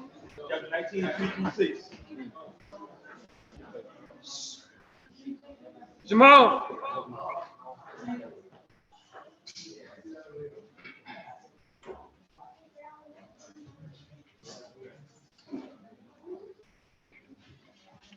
And Moses went up unto Elohim, and y'all called unto him out of the mount, saying, Thus shall you say to the house of Jacob, and tell the children of Israel, you have seen what I have done to the Egyptians. I bear you on eagle's wings, and brought you to myself. Now therefore, if you will obey my voice indeed, and keep my covenant, then you shall be a peculiar treasure unto me above all people, all the earth is mine. Okay. And you shall be unto me a kingdom of priests and holy nation. These are the words which you shall speak unto the children of Israel. Okay. So nothing that we haven't seen before, right? You see what I did to the midstream? I bore you up on eagle's wings, brought you into myself, as Moreh said, brought with Christ, right? Next chapter, chapter 20, verses 1 and 2. And Elohim spake all these words, saying, I am Yahweh, that brought you out of the land of Egypt, out of the house of bondage. Deuteronomy chapter 7. We're just going to go through a couple of scriptures and I got some questions. Y'all know. Deuteronomy chapter 7, starting at verse 1 through 8. That Bahrain, commonly called Deuteronomy. Chapter 7, verses 1 through 8. Who got to be good? Who cannot has a plate and not a scripture in front of him, so obviously we got to hurry up with this lesson. Deuteronomy, Deuteronomy 7, 1 through 8. 7. And Yahweh shall bring you into the land which you go to possess it. And I've cast out many nations before you, the Hittites, the Girgashites, and the Amorites, and the Canaanites, and the Perizzites, and the Hivites, and the Jebusites. 7 nations greater and mightier than you. And when Yahweh shall deliver them before you, you shall smite them and utterly destroy them. You shall make no covenant with them, nor show mercy unto them. Neither shall you make marriages with them. Your daughter you shall not give unto his son, nor his daughter shall you take unto your son. For they will turn away your son from following me, that they may serve with the mighty ones. So will the anger of Yah be kindled against you and destroy you suddenly. But thus shall you deal with them. You shall destroy their altars, break down their images, and cut down their groves, and burn their graven images with fire. We are a set apart people to Yahweh. Yahweh has chosen you to be a special people unto himself, above all people that are upon the face of the earth. Yah did not set his love upon you, nor choose you, because you are more in number than any people. For you are the fewest of all people. Okay, small number, keep going. But because Yah loved you, and because he would keep the oath which he had sworn to your father, have Yah brought you out with mighty hands and redeemed you out of the house of bondage from the hand of Pharaoh, king of Egypt. Okay. So once again, the Most High tells you you're set apart people. He brought you out. You have no dealings with the Canaanites. You destroy their altars. You destroy their idols, kick down their altars, so on and so forth. This is why I did not choose you, because you were mighty, but because you were few. My love is on you, so on and so forth. So I brought you out. 2 more. Judges chapter 6, verses 8 through 10. So 15, commonly called Judges, chapter 6, verses 8 through 10.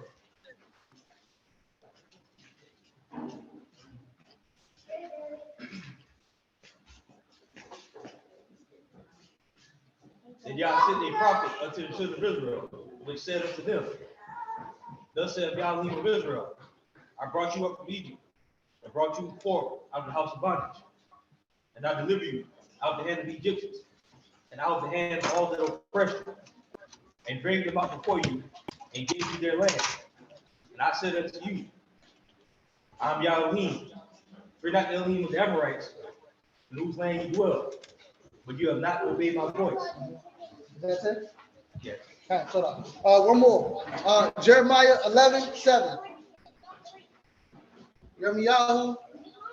Jeremiah chapter 11, verse 7. Okay. I know it's 5 verses. It's okay. Walk with me. Jeremiah chapter 11, verse 7. For I earnestly protested unto your fathers in the day that I brought them up out of the land of Egypt, even to this day, rising early and protesting, saying, obey my voice. Okay, and if you look throughout the scripture, the Most High uses that phrase or tells the children of Israel, I brought you up out of Egypt. I'm the one who brought you out of the house of bondage, out of servitude to Paro, so on and so forth, right? I have a question. Well, statement first and the question. That's what Pesach is about, right?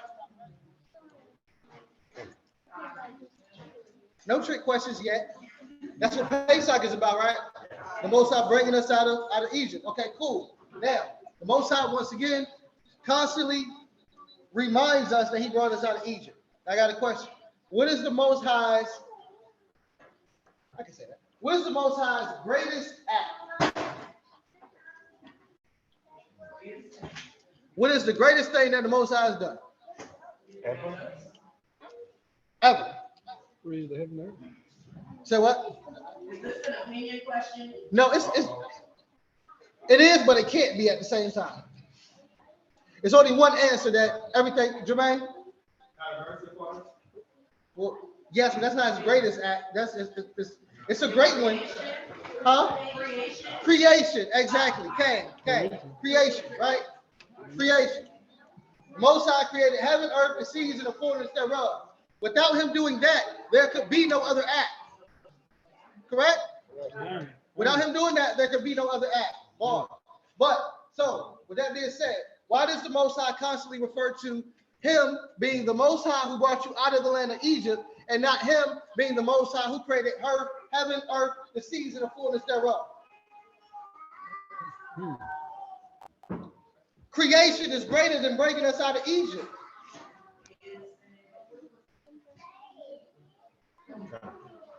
Say that again, Mom. We are his chosen people. Okay. Keep his witness. Yeah, I mean, Ema got it, but I'm gonna let y'all keep that. Go ahead. No, yeah, Ema got it. She said that we are his chosen people, right? That's partially correct. But as we keep going, you'll understand why I said it's partially correct, right? So his greatest act was creation. We know that by why do we keep Sabbath? According to the commands? It's a sign between us that what? We are the children. How you know that? How do you know that? Can you pull book, chapter, verse? How do you know that the Most High chose you to set you apart? And what does that have to do with him creating anything? Okay, so we just read that one, right? We just read that one. How do you know that the Most High set you apart? And what does that have to do with creation? What does that have to do with Sabbath? All three are connected.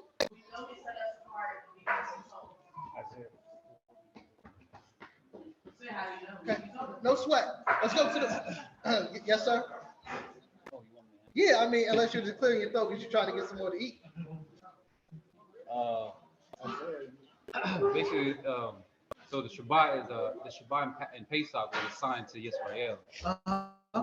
So Shabbat in the beginning was assigned to Yisrael, knowing that I am the creator of heaven, earth, How seas, do and you all. know that? Ezekiel, so Yehezekiel, right? And then Shemot. Shemot what? 35, 30, close. 34, 32? Close. 34. Go ahead. 30, 31, 30. The book of Shemot. Yeah, okay. Shemot 31. Let's go to the book of Shemot 31.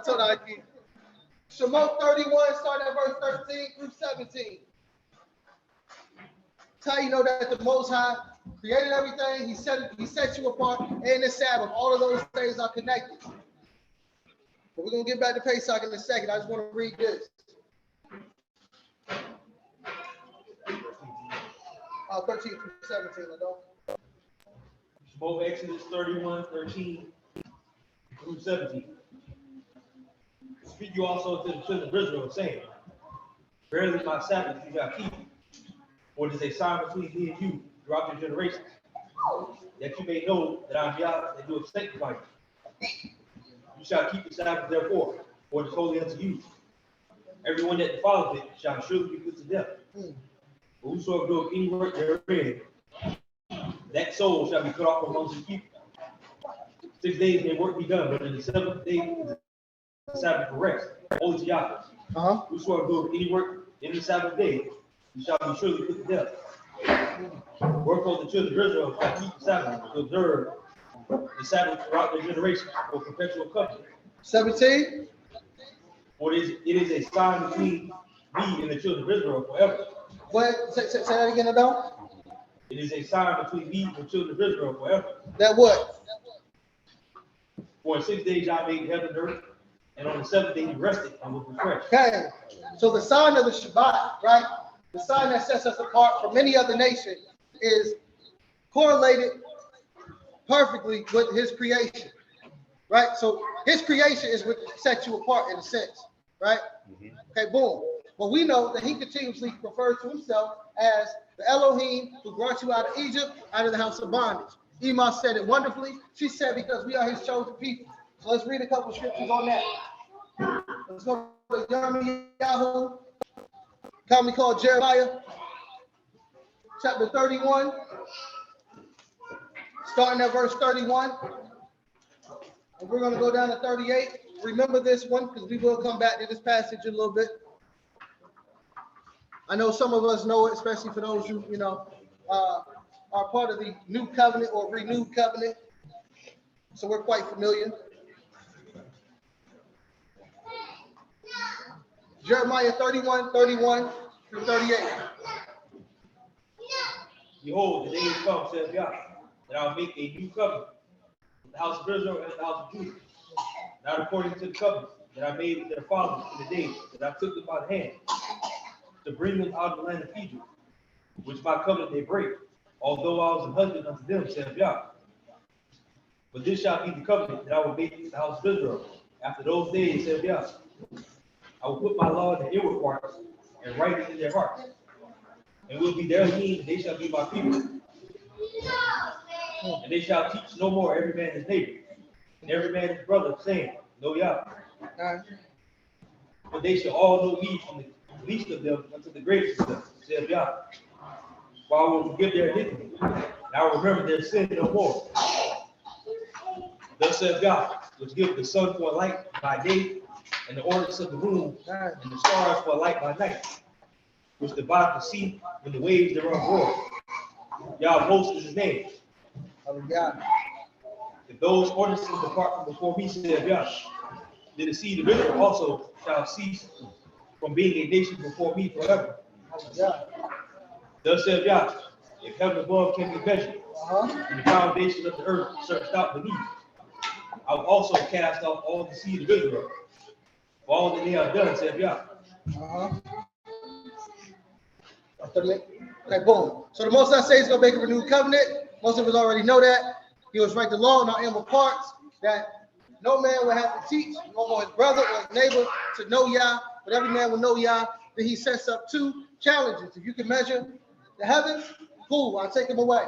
If the sun, moon, and stars quit their job, I'll take them away, right? All right, boom. Let's go to Jeremiah 16. And we're going to read verse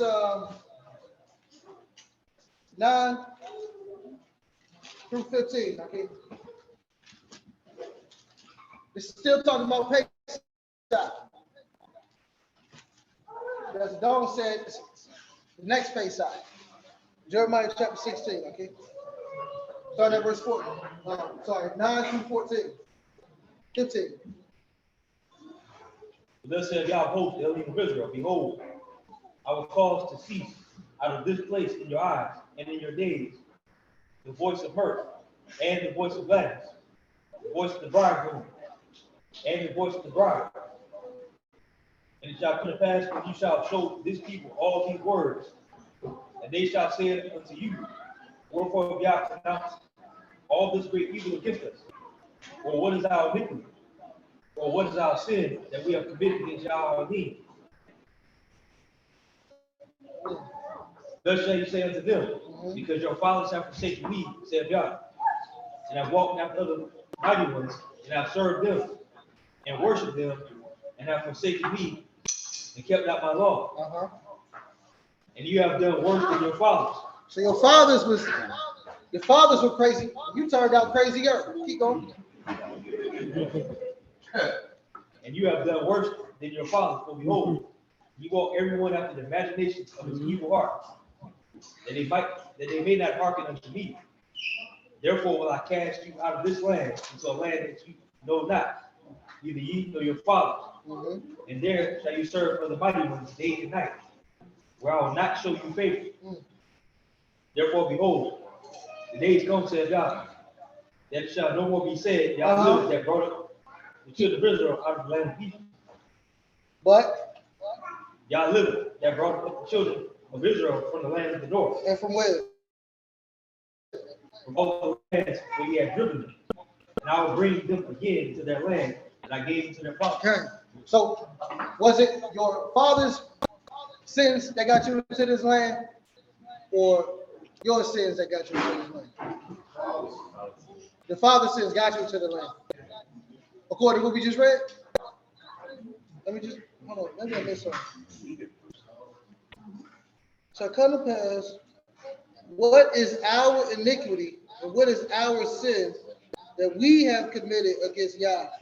That you shall say, because your fathers forsaken me and have walked contrary, and ye have done worse than your father. So whose fault is it?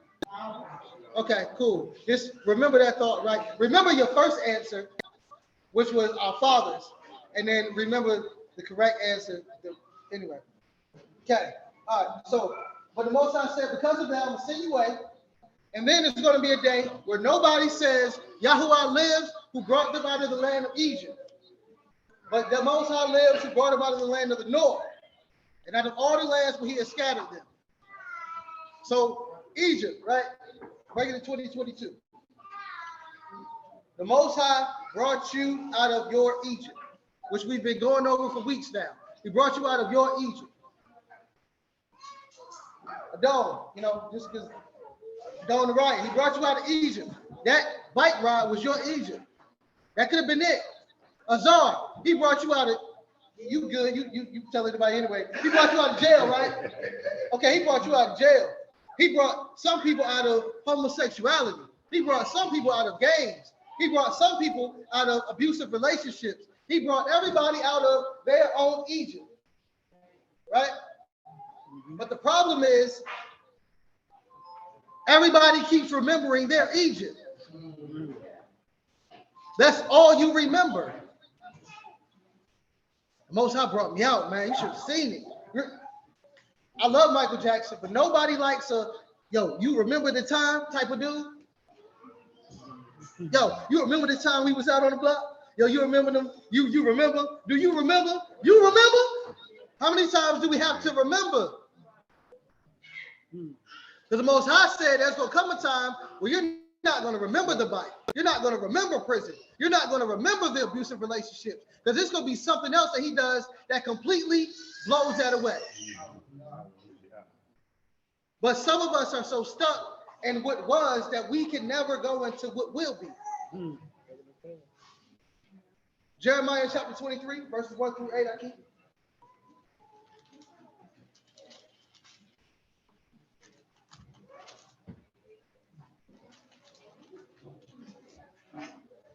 Yahudah called me called Jeremiah 23, verses 1 through 8.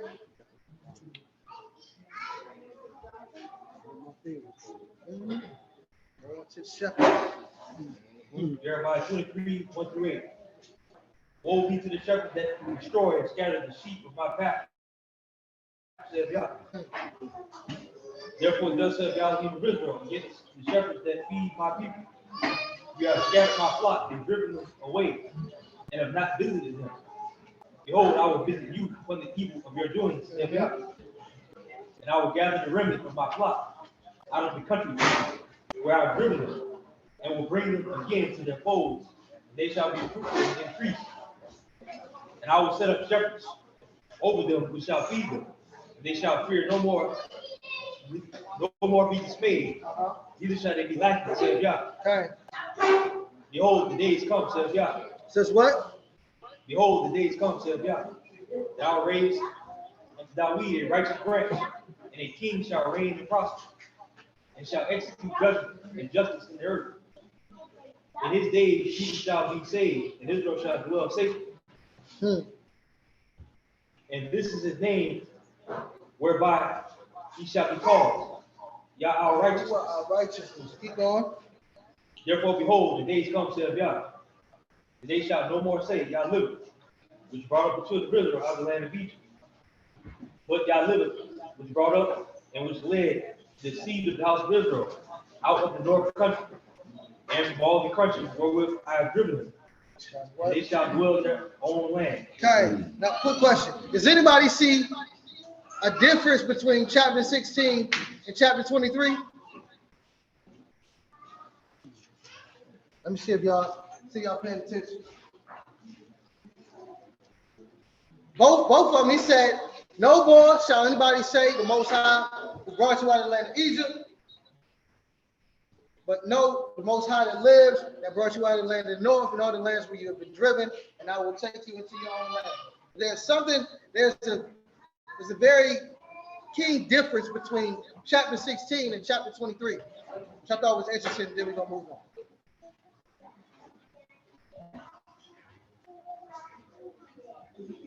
We say, Iman, you looking up, you got it? Oh, okay, that's part of it. Now, why you say that? Okay, so that's 23, but what about 16? Yes, ma'am. See, that's why the elders, y'all gotta stop answering. Y'all get right answer. Okay, absolutely. Chapter 16, he's talking to the people. Your father sinned, your fathers was crazy, your fathers was wicked, and you grew up to be even more wicked, even crazier, even more deranged, even more of a people that I do not recognize. But why is that the case? Because in chapter 23, the shepherds have taught y'all that foolishness. So not only do I have to deal with the people, and I'm going to deal with the people, but I got to deal with the people that's teaching the people. Which means that the leaders don't get off the hook, but y'all don't get off the hook either. Study to show. Okay. So you can't be blindly following anybody, can you? Because the Most High is going to check you for doing wickedly, just like he's going to check the ones who taught you. Let's go to Yeshayahu. Commonly called Isaiah, chapter 11.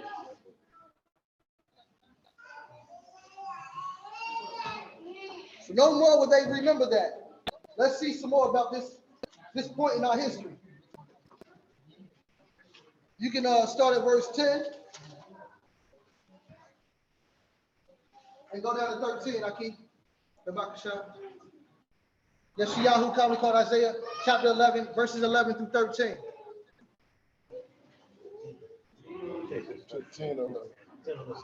11. Oh, you talking about the verses? You can start at 10. Hold on. And in that day there shall be a root of Jesse, which shall stand for an ensign of the people.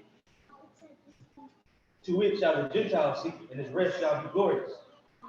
And it shall come to pass in that day that the master shall set his hand again the second time to recover the remnant of his people, which shall be left from Assyria and from Egypt, and from Pathros, and from Cush, and from Elam, and from Shinar, and from Moab, and from the islands of the sea. And he shall set up an ensign for the nations, and shall assemble the outcasts of Israel, and gather together the dispersed of Judah from the four corners of the earth. The enemy also Ephraim shall depart, and the adversaries of Judah shall be cut off. Ephraim shall not envy Judah, and Judah should not vex Ephraim. Hey, so there should be peace. So the Most High is going to deal with the people. He's going to deal with the leadership. Then there's going to be unity amongst us, right? Now, okay, boom. So that's just giving a more of a greater picture of what that looks like. Now I have a question, maybe two. What makes this Pesach or Exodus greater than the first one? And why would they no longer talk about that one? Because when he got us, we were already a united people. Now we're scattered and we're divided. So now he's going to gather us from the four corners and unify us again. Oh, okay. That's a good answer, Aki. It's not the one I'm looking for, but that's a good answer. So, going back to creation. Going back to creation. Got a question. Have you ever went up to somebody and be like, you know, my God, the one who created the heaven, the earth, and the seas and everything in it, and they was like, oh, for real? I want to serve that God with you. No? But he created everything. Look, he created everything. Look, your fingerprint, your footprint, look at the sun, everything. You don't want to serve him? They're not interested. Why? Because, well, y'all tell me why. Because they take what they see for granted. You think life is supposed to be given to you because you're alive. What you have is taken for granted. Are you talking about people or the other nations? Anybody. You can go up to a brother. See, great question. I like how you segue. Great question, right? You ever went up to a brother, you know, you say to Israel, yo, brother.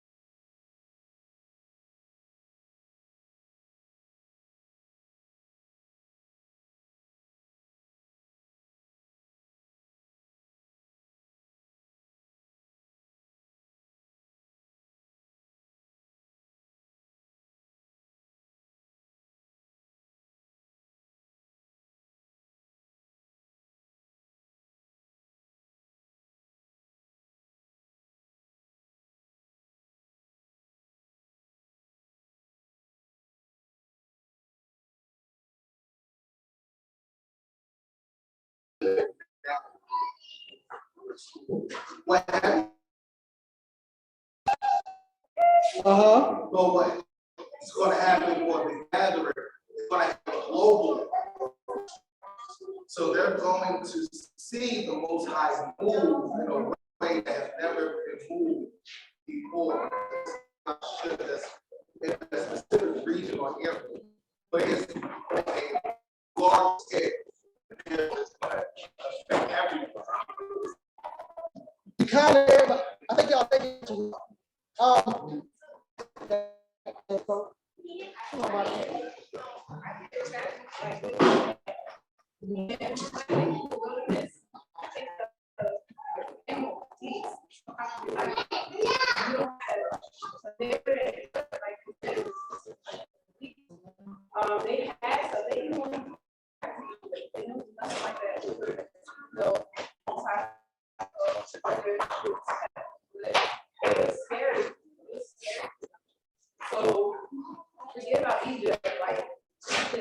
in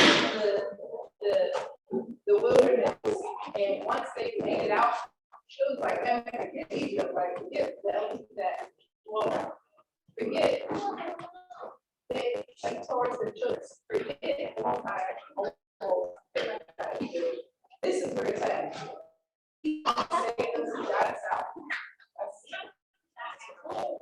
It was greater than Egypt.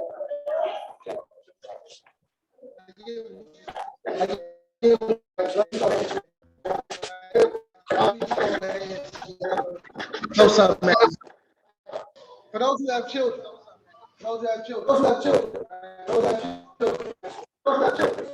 you tell your children about your form. Tell PG, tell your children, right? So forth, everything about your prom night. When they go to prom, they no longer care about your prom night. Why? Because they had their own experience. The new covenant makes it very plain. He said, you're not going to have to tell anybody to know Yah. Why? Because you're going to have to experience him in order to get redemption. You're going to have to be a part of it. So it's like we can tell that generation, they can tell the next generation, they brought our forefathers out of Egypt. The Most High, and it's going to get further and further down the timeline. The reason why, the Most High created the sun, moon, and stars don't work is because until that person has an experience with the Creator, they don't know what you're talking about is real or not. But when you have that experience with your Creator, for most people, got to put the asterisks out there. For most people, when you have that experience with your Creator, you know it's real. Now it's like, the Most High saved me from this. I was about to be dead, so on and so forth. I know he real. This is why I serve him. Okay. It reminds me of I don't know if this is but it's kind of like you don't know what it's like or what it is unless Okay.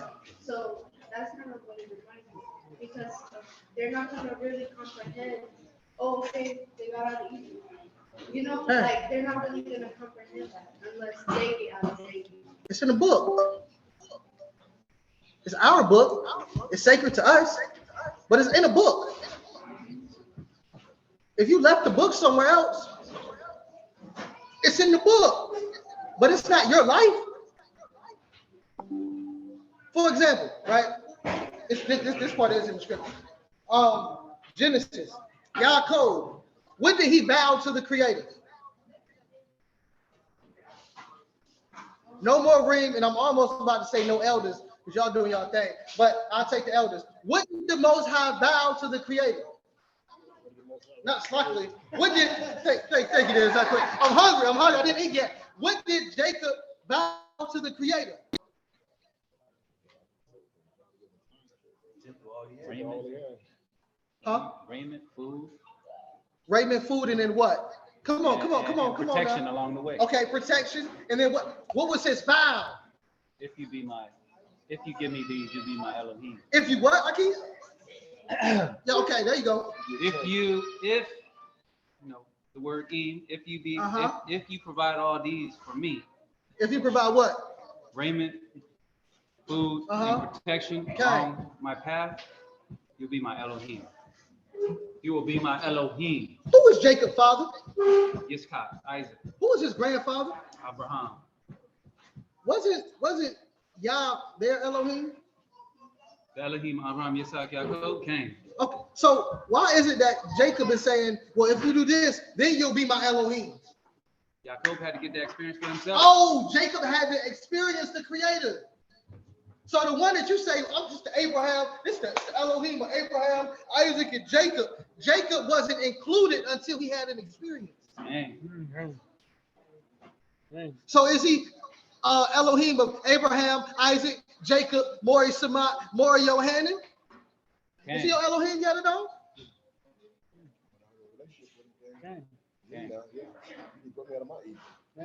Oh, you had that experience? Oh, okay. He's not your Elohim until you confess it. And more than likely, you're never going to confess it unless you experience him. So Pesach, for them, which is interesting, right? The Most High brought him out, and then they confessed for him to be the Elohim. But the interesting thing about Pesach is how long? Even. Say that again, Adon. Y'all elders, man. I love them. Pesach is a small window.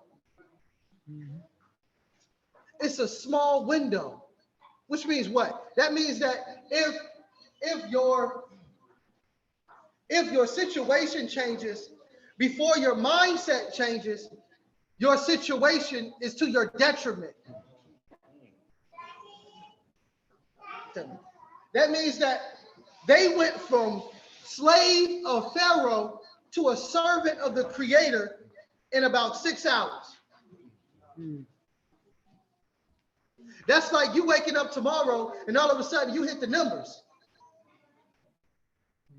You went from, I'm trying to make sure I can get my bills paid to I can buy whatever I want to. But what happens to a lot of our people who win the lotto or go to the league? They forget where they came from. Well, yes, that too. But what happens to them financially? They go broke. Why? Because their situation changed, but their mindset didn't change. So people are going to Pesach for a moment. You switched for a moment. You got free for a moment. But your mindset never changed to where you are no longer a slave or a servant to Pharaoh, or which is your flesh. So what happens is once that feeling goes, right? For those who know people or have seen people on drugs, once that feeling goes, you're gonna go back to whatever. You're gonna go back to it. Once you get out of rehab, most people go back to it, unless their mind changes inside of there. How do you change your mind? How do you change your mind? Oh no, you gotta tell me this. I was asking. It is repetition. The Most High says, speak of this when you lie down, rise up, walk by the way, and in your house, right? So the Most High telling you that you have ADHD. So you need to constantly repeat this so you can get this. Because Israel, squirrel, Israel constantly goes somewhere else. So how do you change your mind? Constant repetition. That's why the Most High is constantly telling you, I'm the one who brought you out. Walk with me. It's not a moment. The new Pesach is not a moment. That's why he said, I'm only coming to get my remnant. In the wilderness, he said he's going to do what in the wilderness to the rebels? Purge. He's going to purge them out? So you mean I get into the wilderness and I still got another test? Yeah. Just like Gideon. It go from one number to another number, all the way down to 300, right? 30,000 to 300. From 30,000 to 300. Break down, break down, break down. Because the Most High, I know it's going to sound crazy, right? This is what Moreh calls a Paul moment. The Most High isn't going to make the same mistake twice. Which is crazy because the Most High doesn't make mistakes, right? He don't make mistakes, but he's not going to make the same mistake twice. What was his mistake the first time? What was the error the first time? Y'all don't want to say the creator made a mistake, which is cool.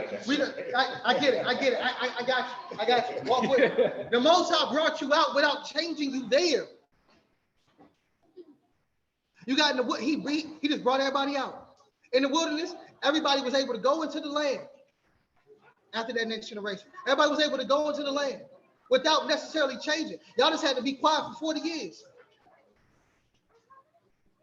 Y'all just had to be quiet for 40 years. But this time he said, no rebel. That means no one with an inclination to rebel is going to get into that land. that means that you have to be circumcised where? Speaking of Pesach, your heart and your mind.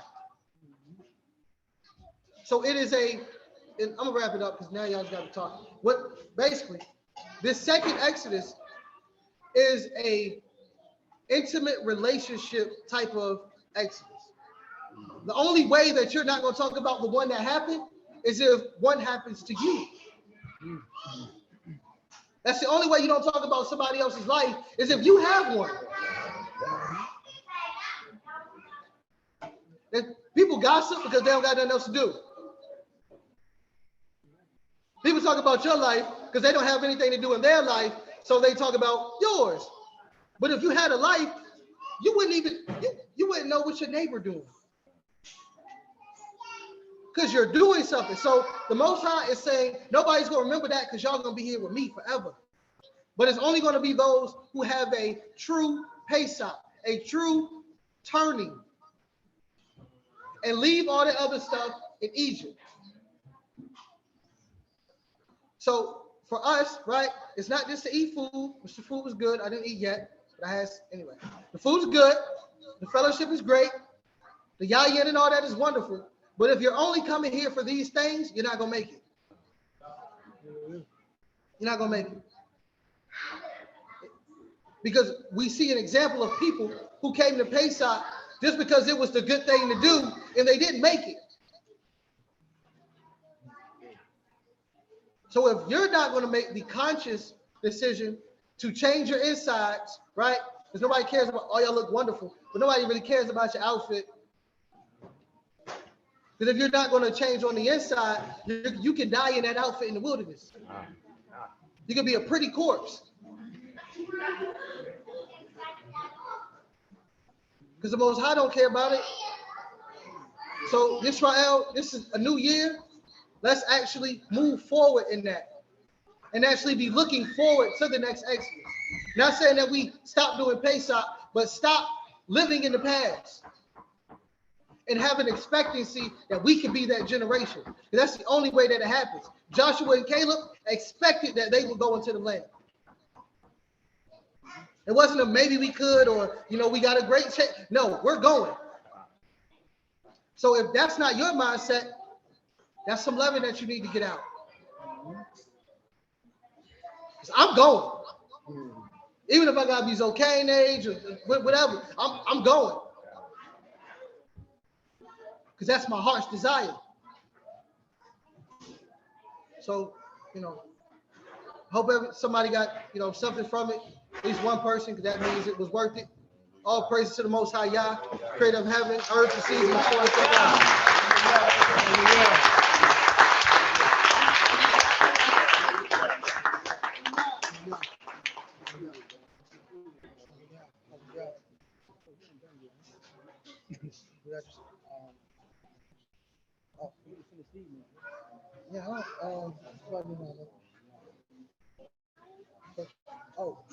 Are you gonna present something? Okay.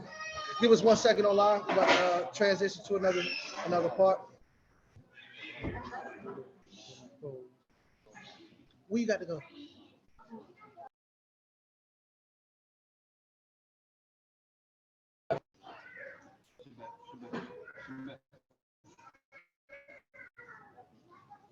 We come from the book of Micah. Focal verse is going to be verse 5, but we'll be starting at verse 1. And in concluding, I want to go back to the thought that we were speaking on earlier when I was up about Yah brought us, and he purchased us. And I just want to let you know that Pesach is also an invitation. It's an invitation for salvation. And faith would be based upon you actually taking the invitation or not.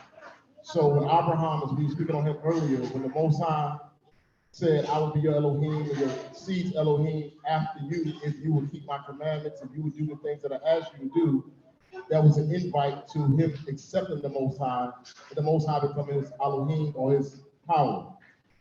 And so the Most High, as we covered, he planted Israel, or he has a holy mountain or a place where he's going to plant Israel, his children, and he purchased and he brought. But I want us to think of Pesach as an invitation. So we have been invited to salvation. salvation as an invite. But do everyone hear the call of the invite? Does everybody want to come? And when we look at our numbers, a lot of times the answer to that is low. It's a few of us that the Most High has been waking up, and we give him all praise, honor, and esteem. And so there's little hubs of us, little groups spread throughout the four corners of the earth that's trying to return to the Most High, and they're heeding the invite to his salvation, to his deliverance. And as we've been covering months leading up to this, Pesach was the first sign or the first visual scene salvation. And it shows us what must be done in order to receive salvation. And it shows us how the Most High works salvation and how the Most High will destroy your enemies to free you if you accept the invite. So Pesach was an invitation to come be the Most High's children, to come be the Most High set apart people. When he invited Israel out of Mitzrayim to the wilderness, because the Most High wanted them to come do what? Worship him. Forget all other gods or Elohims, the powers, and come worship him. Before I go forward, never deny a child. Yes, ma'am, sweetheart. So which story does Passover come from? Passover is one of the first biblical historical stories that's written in the Torah. It comes in the first 5 books of the Bible, which is considered the Torah. It's going to be in the book of Shemot, commonly called Exodus, which we read every year during this time. And that is the reason why the Most High said, whenever a child asks you what this is about, you're supposed to teach them so that they would know the reason why we're in celebrating tonight. Because as I was just saying to the adults, Passover, which is written in the book of the Bible, commonly called the Bible, we refer to Torah and instructions. It is written that we're to keep it in the first month in the season every year, and we're to teach it to our children. And what we're trying to do is teach our children with a visual understanding of what salvation looks like, as the Most High showed all of us what salvation looks like through Passover, which is written, and not just a story, but a historical recording of history of what happened to the children of Israel. Okay, so you can find it in the book of Exodus, chapter 12. But if you read the book of Exodus, start from chapter 1, reading up to 12 and beyond, it's going to tell you about the journey of the children of Israel in Egypt and coming out of Egypt and all the things that took place for them to be free from bondage in Egypt. Okay, so you can find it in the book of Exodus, commonly called Shemot to us. All right, good question, sweetheart. Good question. So again, when we look at it, they were called out of Mitzrayim from all those multiple gods that they were worshiping, and the Most High wanted to call Israel out to just totally be, to worship him exclusively, him and him only, and him alone. So he brought us with a price, he invited us. So Pesach was an invitation to salvation for those that would heed the call, those that would believe, and those who actually took the covenant of putting the blood on the doorpost to be free during that time, and they were actually saved. All right. So my closing verse will be coming from the book of Micah. We're gonna start chapter 4. Start with verse 1.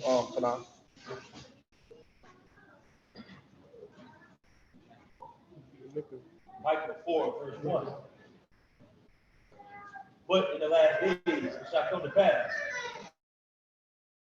that the mountain of the house of God shall be established in the top of the mountains, and it shall be exalted above the hills, and people shall flow into it. So people are going to be flowing to this mountain of God in the end days, in the latter days, the last days. This mountain is established. We've already covered earlier that the Most High called, invited his people when he purchased out.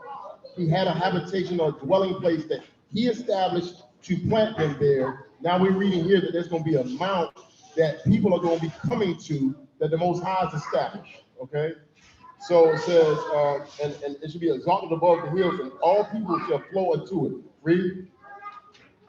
And many nations shall come and say, come and let us go up to the mountain of Yah, and to the house of Elohim of Yaakov, and he will teach us of his ways. So now it says, many goyim or many nations shall come up to the house of the Most High. So let us go to the house of Yah, that he may teach us his ways.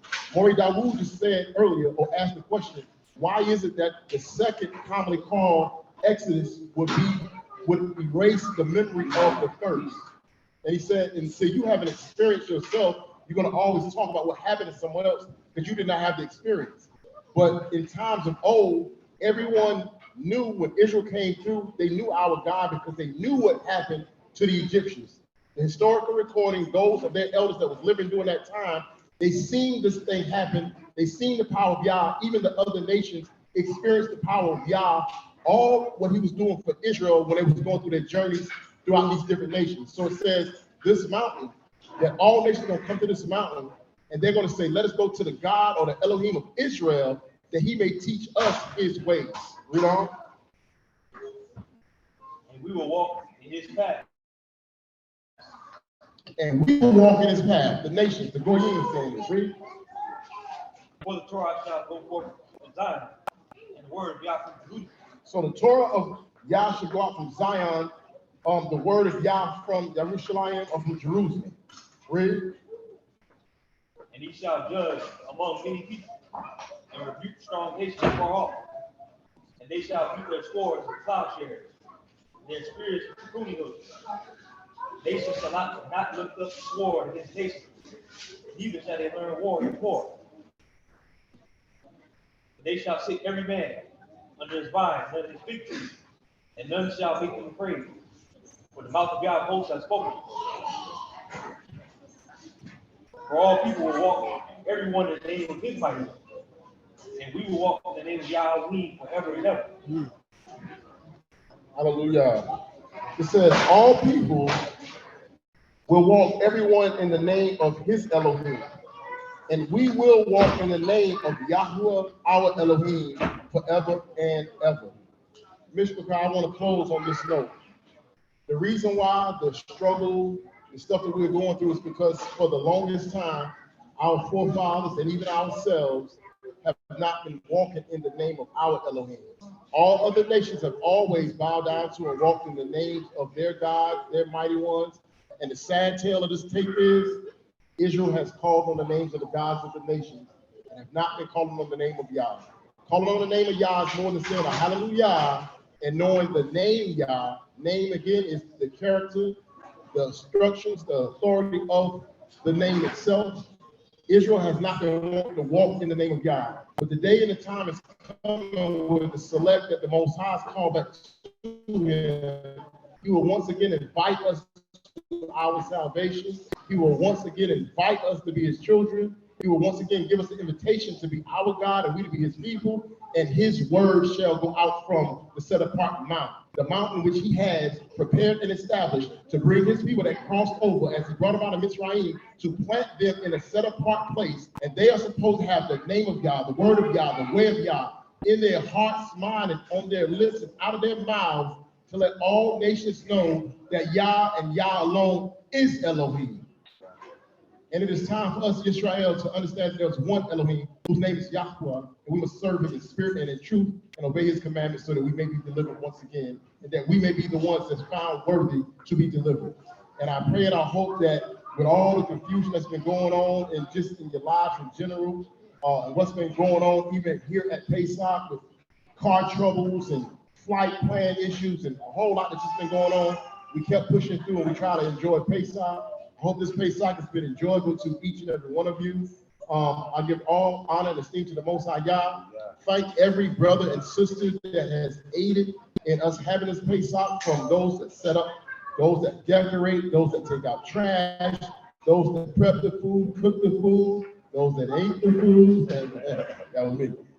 Those that ate the food, and those that were just cleaning up and watching Yaladim and children. I praise Yah and give Yah all honor and esteem for our imams and elders of Zakanim or Zakano. So praise Yah for every brother and sister, every child in this place. Praise Him for everyone that is online. And I praise Yah that He's given us a voice on this day during this weekend that we were able to esteem His name together as a Mishpachah. I'd like to give a special thank you to Neriyah for bringing forth a historical presentation, because when the word tells us to study to show thyself approved, there are different things. I don't want to confuse anybody. There's all types of ways of studying the word. There's going to be people that study from a spiritual, contextual criticisms. There are all different type ways of study. And then there's also historical study that validates the things that we believe. And so I praise the Most High for you taking the time of dawn to come and for you to present that presentation, because it only strengthens what we believe, because it gives the validity to what we believe, because it's historical. This word is historical, but outside of the writing itself, there's other historical finds and writings to validate the book that we believe in is written for us. So, total rabbi to you and for your Bishop Car for traveling down to partake in this Pesach with us. Hallelujah. Hallelujah. All honor and still be to the Most High. All honor and still be to the Most High. Before we close, I would not do any justice if I did not even ask the Emo and elders. Did y'all have any words before we close? So our elders take it down to the end. The Imams, do y'all have any words, Emo? Any of the Imams? Shema, Shema, Shema. Imam speaking. Be a little quiet, please.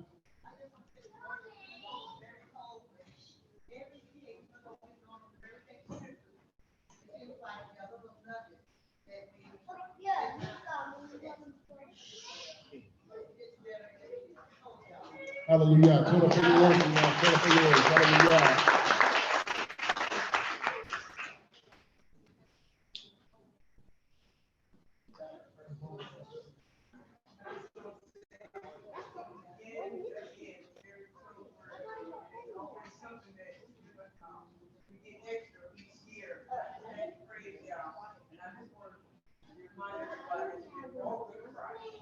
Hallelujah. Turn up for your words.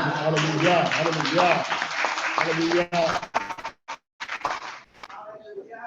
Hallelujah.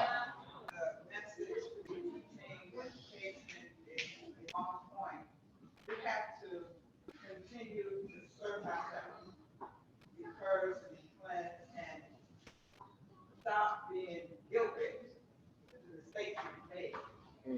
Repent, give it up to the Father, and move forward. We can't keep making the same mistakes that our ancestors made. I love that part about teaching. We have to know what we've done wrong and ask the Father for forgiveness and get the strength to get on the good foot, as they say, and on the right path. That straight and narrow path. There is no other way. There is no other way. This is our last chance to get it right. And he's given us day after day to do it. As I told our Moreh that I have been procrastinating. I can't procrastinate. We cannot procrastinate anymore. We got to do what we need to do to keep going forward, to cleanse, to purge, to get it right, as best we know how. And what we don't know, probably reveal to us. He said it's ever there for us. And all we have to do is catch anything after you. Trust him.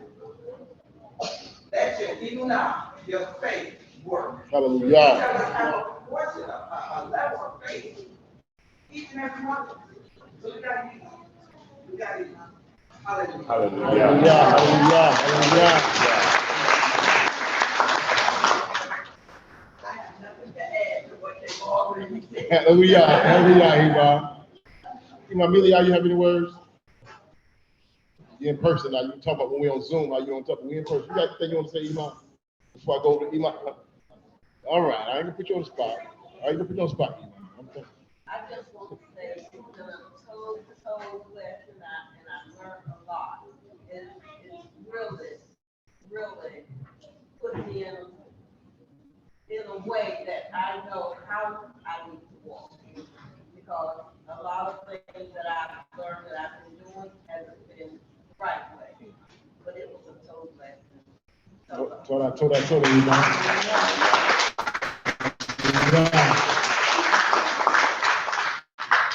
You know, you over there clapping. I'm looking right at you. Look at you. You got some words you want to say? I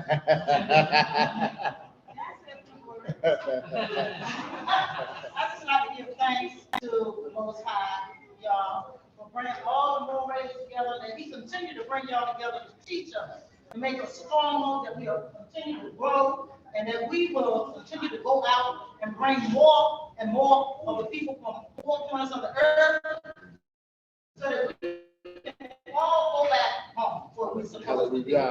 No matter what our differences are, we all still honor the Most High. Hallelujah. Hallelujah. Hallelujah. Hallelujah. Hallelujah. Hallelujah. Hallelujah. Hallelujah. No, she didn't want to say anything. I don't do much. I just want to echo the email, sage words there, especially coming out of the lessons of yours and Moreh Daud. A whole lot of knowledge was imparted here tonight. And I'm just going to speak personally what I got from it, especially like what Imaz put. Don't dwell in the past. Learn from that mistake and just move forward. Learn from that mistake and move forward, you know. And the one thing Moreh Daud kind of really emphasized that clicked into me too was that Passover lasted a few hours. That Passover was a few hours. Are you ready? You know, you have that blood on your doorpost. You have your shoes on, your loins girded. Are you ready? It's a few hours. You know that, and that's what I took from it. So hallelujah, the Passover, you know, see that salvation, and so when the next Passover comes, you're not even thinking about the first Passover. You know, your personal Passover is what you get to be delivered from. You know what I mean? So hallelujah. So,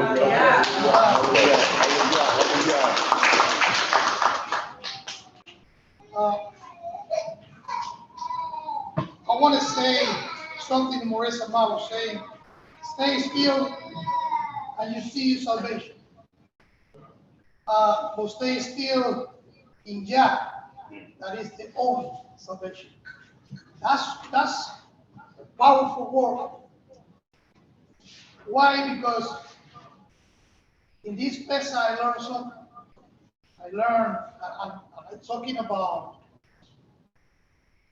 what I am supposed to do from these 360 plus more days that we have to live in now. Every Pesach for me is a new opportunity. It's a new beginning. I remember one of my elder Herman say, be ready in season. Anytime you have to be ready. And every Pesach I see that. Every Pesach I see that. We're supposed to be ready. No in Pesach. All the time. Because we don't know when the calls come.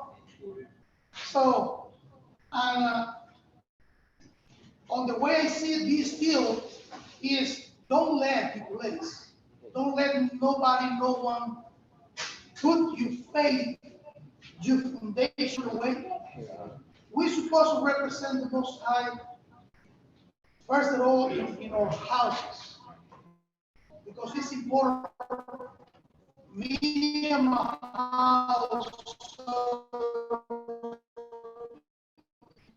Hallelujah. So, of course, like Moreh says, but we have to fight again. We have to fight against that who tried to destroy us. Remember, the enemy don't sleep. How will we? Somebody say, we will be talking, we've been learning on Israel. Okay, you can say you Israel, and you can show me what are you Israel because what you say, but we're supposed to teach the nation, we Israel, about the way we live into the Torah. The way we live Torah. Compassion, love, caring. Put away, like the Moreh say, murmur and complain. Be there. Just be there. That's the only Most High say. The Most High say is only be there. I'm going to use you in any way I want. You just to be there. You need to be still. And we will see the Most High salvation. So that's something I learned. You know, sometimes we want to run. And it's time to stop. It's time to stop, meditate, and give it to the Most High, the honor and the space and the opportunity. Give it to Him the opportunity to touch us, to purge us, to clean us. So, and that's what I want to say. Praise the Most High. Remember that. And that's another thing like Jack say about Pesach. It's just it's ours. So we won't fix my life in our life. Right? So that's why he gives to us the whole year to fix everything, to be ready for that time. So I hope next Pesach we will be or here or somewhere else, or once I will, but praising his name all together as a nation on the top of that hill. Like I will be. So, Hallelujah. Lord, I bless you all. Hallelujah. Hallelujah. I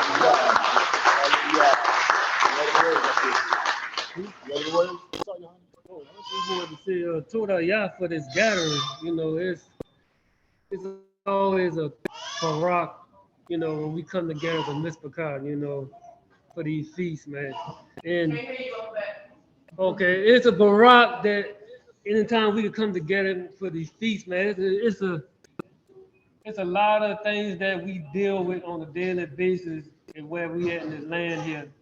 And I'm gonna tell you like this, the Most High continue testing me. I know the Most High probably continue testing each and every one of y'all. Y'all heard about the difficulties that happened today. That could have been a test to see how your will is, your faith with the Most High is. This happened. So, and this is a lesson learned too from the Most High. And I don't want to make it sound negative. It is that at Israel, we have to become better, planning better. You know, we wait till last minute to do stuff. We wait to, y'all ain't like that. Y'all say, look here, when it's time to do stuff, we got to move. You know, that's why we got to move. But us, we so comfortable because we've been growing up in this lifestyle in America, in this country, that we still indoctrinated into that. But I hate to say it, because me, Zakane, and Azar, we all military. So the military adopt their stuff from Torah, from the scriptures, how to move, how to plan. And when one thing we always say, if you on time, you late. You early, you on time. That's how we in the military. So there's some told things in the military, some raw things in the military. But the thing is that we have to start coming together, become better when it comes to planning for these feasts. You know, like me, I know I got to travel far. So I like to try to get what I need to get 2 days before, just in case anything happens, you know. Anything can happen, you know. We can't predict what's going to happen, but told our Yah that he's continue protecting us and getting us here, but we cannot take the Most High for granted for these feast days. So I want y'all to enjoy your Pesach, enjoy your Feast of Unleavened Bread. We got first fruits coming up. We got Shavuot coming up also in 2 months. So y'all need to get prepared for that. And we plan on doing that in Virginia. So prepare, get yourself together, learn from the mistakes that we made so we can get better. And that's my thing. And I turn back over to you, Moreh. Hallelujah, hallelujah, hallelujah. Caught me off guard. No, they won't say that. Caught me off guard. Hallelujah. All right, before we close, Mr. McCall, I'll make one last statement. Just to kind of give you a heads up. You mind doing the closing template after I make something? All right, so Mr. McCall, normally doing Pesach, we normally do the foot washing and things like that, but due to time and due to some things not being in place as normal. So I will say that anyone that still knows about the foot washing, want to do foot washing with your loved ones, you know, at your homes, husbands, wives, Yaladim, brothers and sisters, or fathers, wash your children's feet, wash your Isha's feet, and children, wash your father's feet, wash your Iman's feet, and still do that so that we're still just rehearsing all the righteous acts of old. You know, and these are things that they did. It's a very humbling experience. We normally do it one to another in here, but we have a large number tonight. Like I said, we don't have everything in place because of things that transpired, towels and all those things. We just, you know, as I was saying, we all try to plan best we can, but sometimes things get missed along the way. So we won't be doing the foot washing together collectively, but you know, and still some of us is on site. We still may do it later when we go back to cabins, to everyone's tracked back to hotels, to homes. Still, you know, when you and your loved ones still do the foot washing, because they said they did it after supper. There's no set time when you have to do it. They said after supper. That was just a conversation, an intimate time that they had together. So get intimate with your loved ones tonight and still do the foot washing. And I always think it's good for a husband just to be the one to wash the dirt off his Isha and Yahweh's feet, because the foot washing does not actually cleanse us. We are supposed to be cleansed with the word, but we travel the path always. And sometimes we step in some stuff, or we step off path So as the head of the family, wash your family feet. You know, just to wash off the past and for the love of the submission to the Abba, then you know, wash the Abba's feet. We all might have trampled in a place we shouldn't have trampled. And these things are all symbolic. It's not necessary or a must, but when you look at what it's doing, we just washing and trying to cleanse our path. It's a humbling experience. So with that, again, happy Pesach, happy Feast of Unleavened Bread. To those that are online, thank you for tuning in. I know it's a little bit more difficult online. You can't hear everything, and when we're eating and things like that, it's like, hey, y'all just looking at us on screen, but thank you all for still being here as a mission this whole time. So hallelujah, hallelujah. Hallelujah. And also to the house of Yosef, as well as Uziel, who traveled back to go get Yosef that had car troubles. We thank y'all for all that y'all have done and for y'all being online still while trying to travel. So praise be to the Most High. We did have something that we were supposed to do, but some people are not here, so we can't do it. And we would really love to, but we're trying to save it for another time, another piece. So hopefully we see each other for a Shavuot in a couple of months. And at this time, I'm going to yield the floor to my dear aunt, Adon, Neriyah. He do the closing tough love. You open us up first, I know you'll do a good close.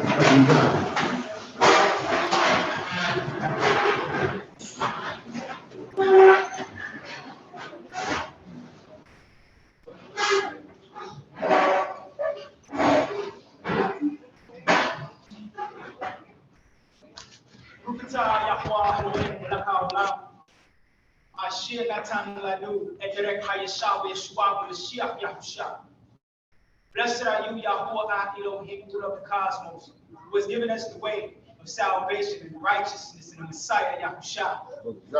Rukata Yahuwah Elohim, Velakaolam. Shehikayanu, Wakiyamanu, Wahidiyanu, Lashman Hazeh. Blessed are you, Yahuwah Elohim, Lord of the cosmos, the one that has kept us alive, sustained us, and enabled us to reach this moment. Abba Yahuwah, may we give thanks for your compassion, mercy, and kindness that you have showed upon your people, for allowing us to be here today, for allowing the children of Abraham, Yitzchak, and Yaakov to survive and persevere through persecution and oppression of those who hate you, therefore they hate us. But yet we still are, and we are forever thankful for you, for you are the only one that has allowed us to make it here today. Abba Yah, may we ask for knowledge, wisdom, and understanding of your word, so that we may understand and know your ways, so that we may go about as a righteous example to the nations of the earth, so all will know what it is to live a life that is pleasing before you, O Yah. May you circumcise our hearts, so that we revere you, worship you, and honor your word daily throughout our lives. Every moment, every inkling, and every second, may the nations of the world see you in us. Abba Yah, may you remove pain from the house of Joshua, sickness, disease, persecution, and oppression. May you purge our house of all of these things, and may we daily seek forgiveness for our sins, the sins of our households, and the sins of our forefathers that forsake your covenant, so that we may be redeemed before the eyes of the nations. May you bring prosperity to all those searching you in spirit and truth in the house of your people, Yahshua. All of our Morehs here today, that put forth the things that you inspired in their heart and put within their ruach, that they will bring these things to us. May we give thanks, honor, and praise unto you for all things. May you bring all of the house of Yahshua together.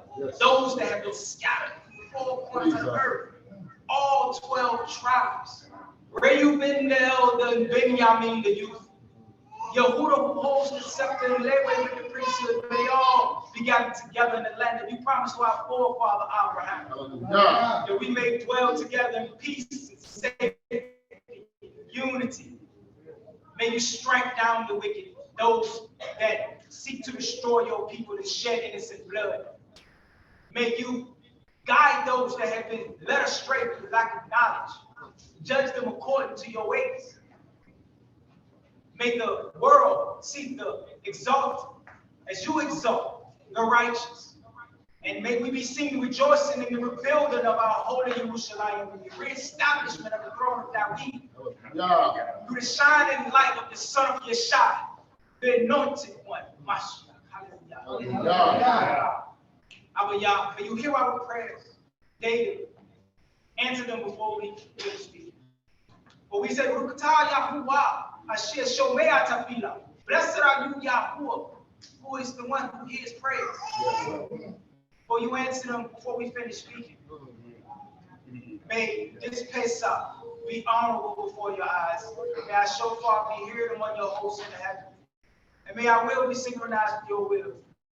I ask that you guide those who are traveling to and from their destination. May your Malachim watch over them. May your Malachim watch over our children. Protect them from the wicked devices of the evil one that seeks to defile them before you. Yes, sir. May you be a force fill around them. May you guard our families. May every head of household hear. May your Ruach come to them. Speak through them to their families. And may they guide them to your heavenly kingdom. Yes, sir. Abba Yah, as we humble ourselves before you, may you hear us and remember us as we remember you. May all things be for your glory and your esteem. May I say, Baruch atah Yahweh, Baruch Hashem Yahweh, Baruch haba Hashem Yahweh. Hallelujah. Hallelujah. Hallelujah.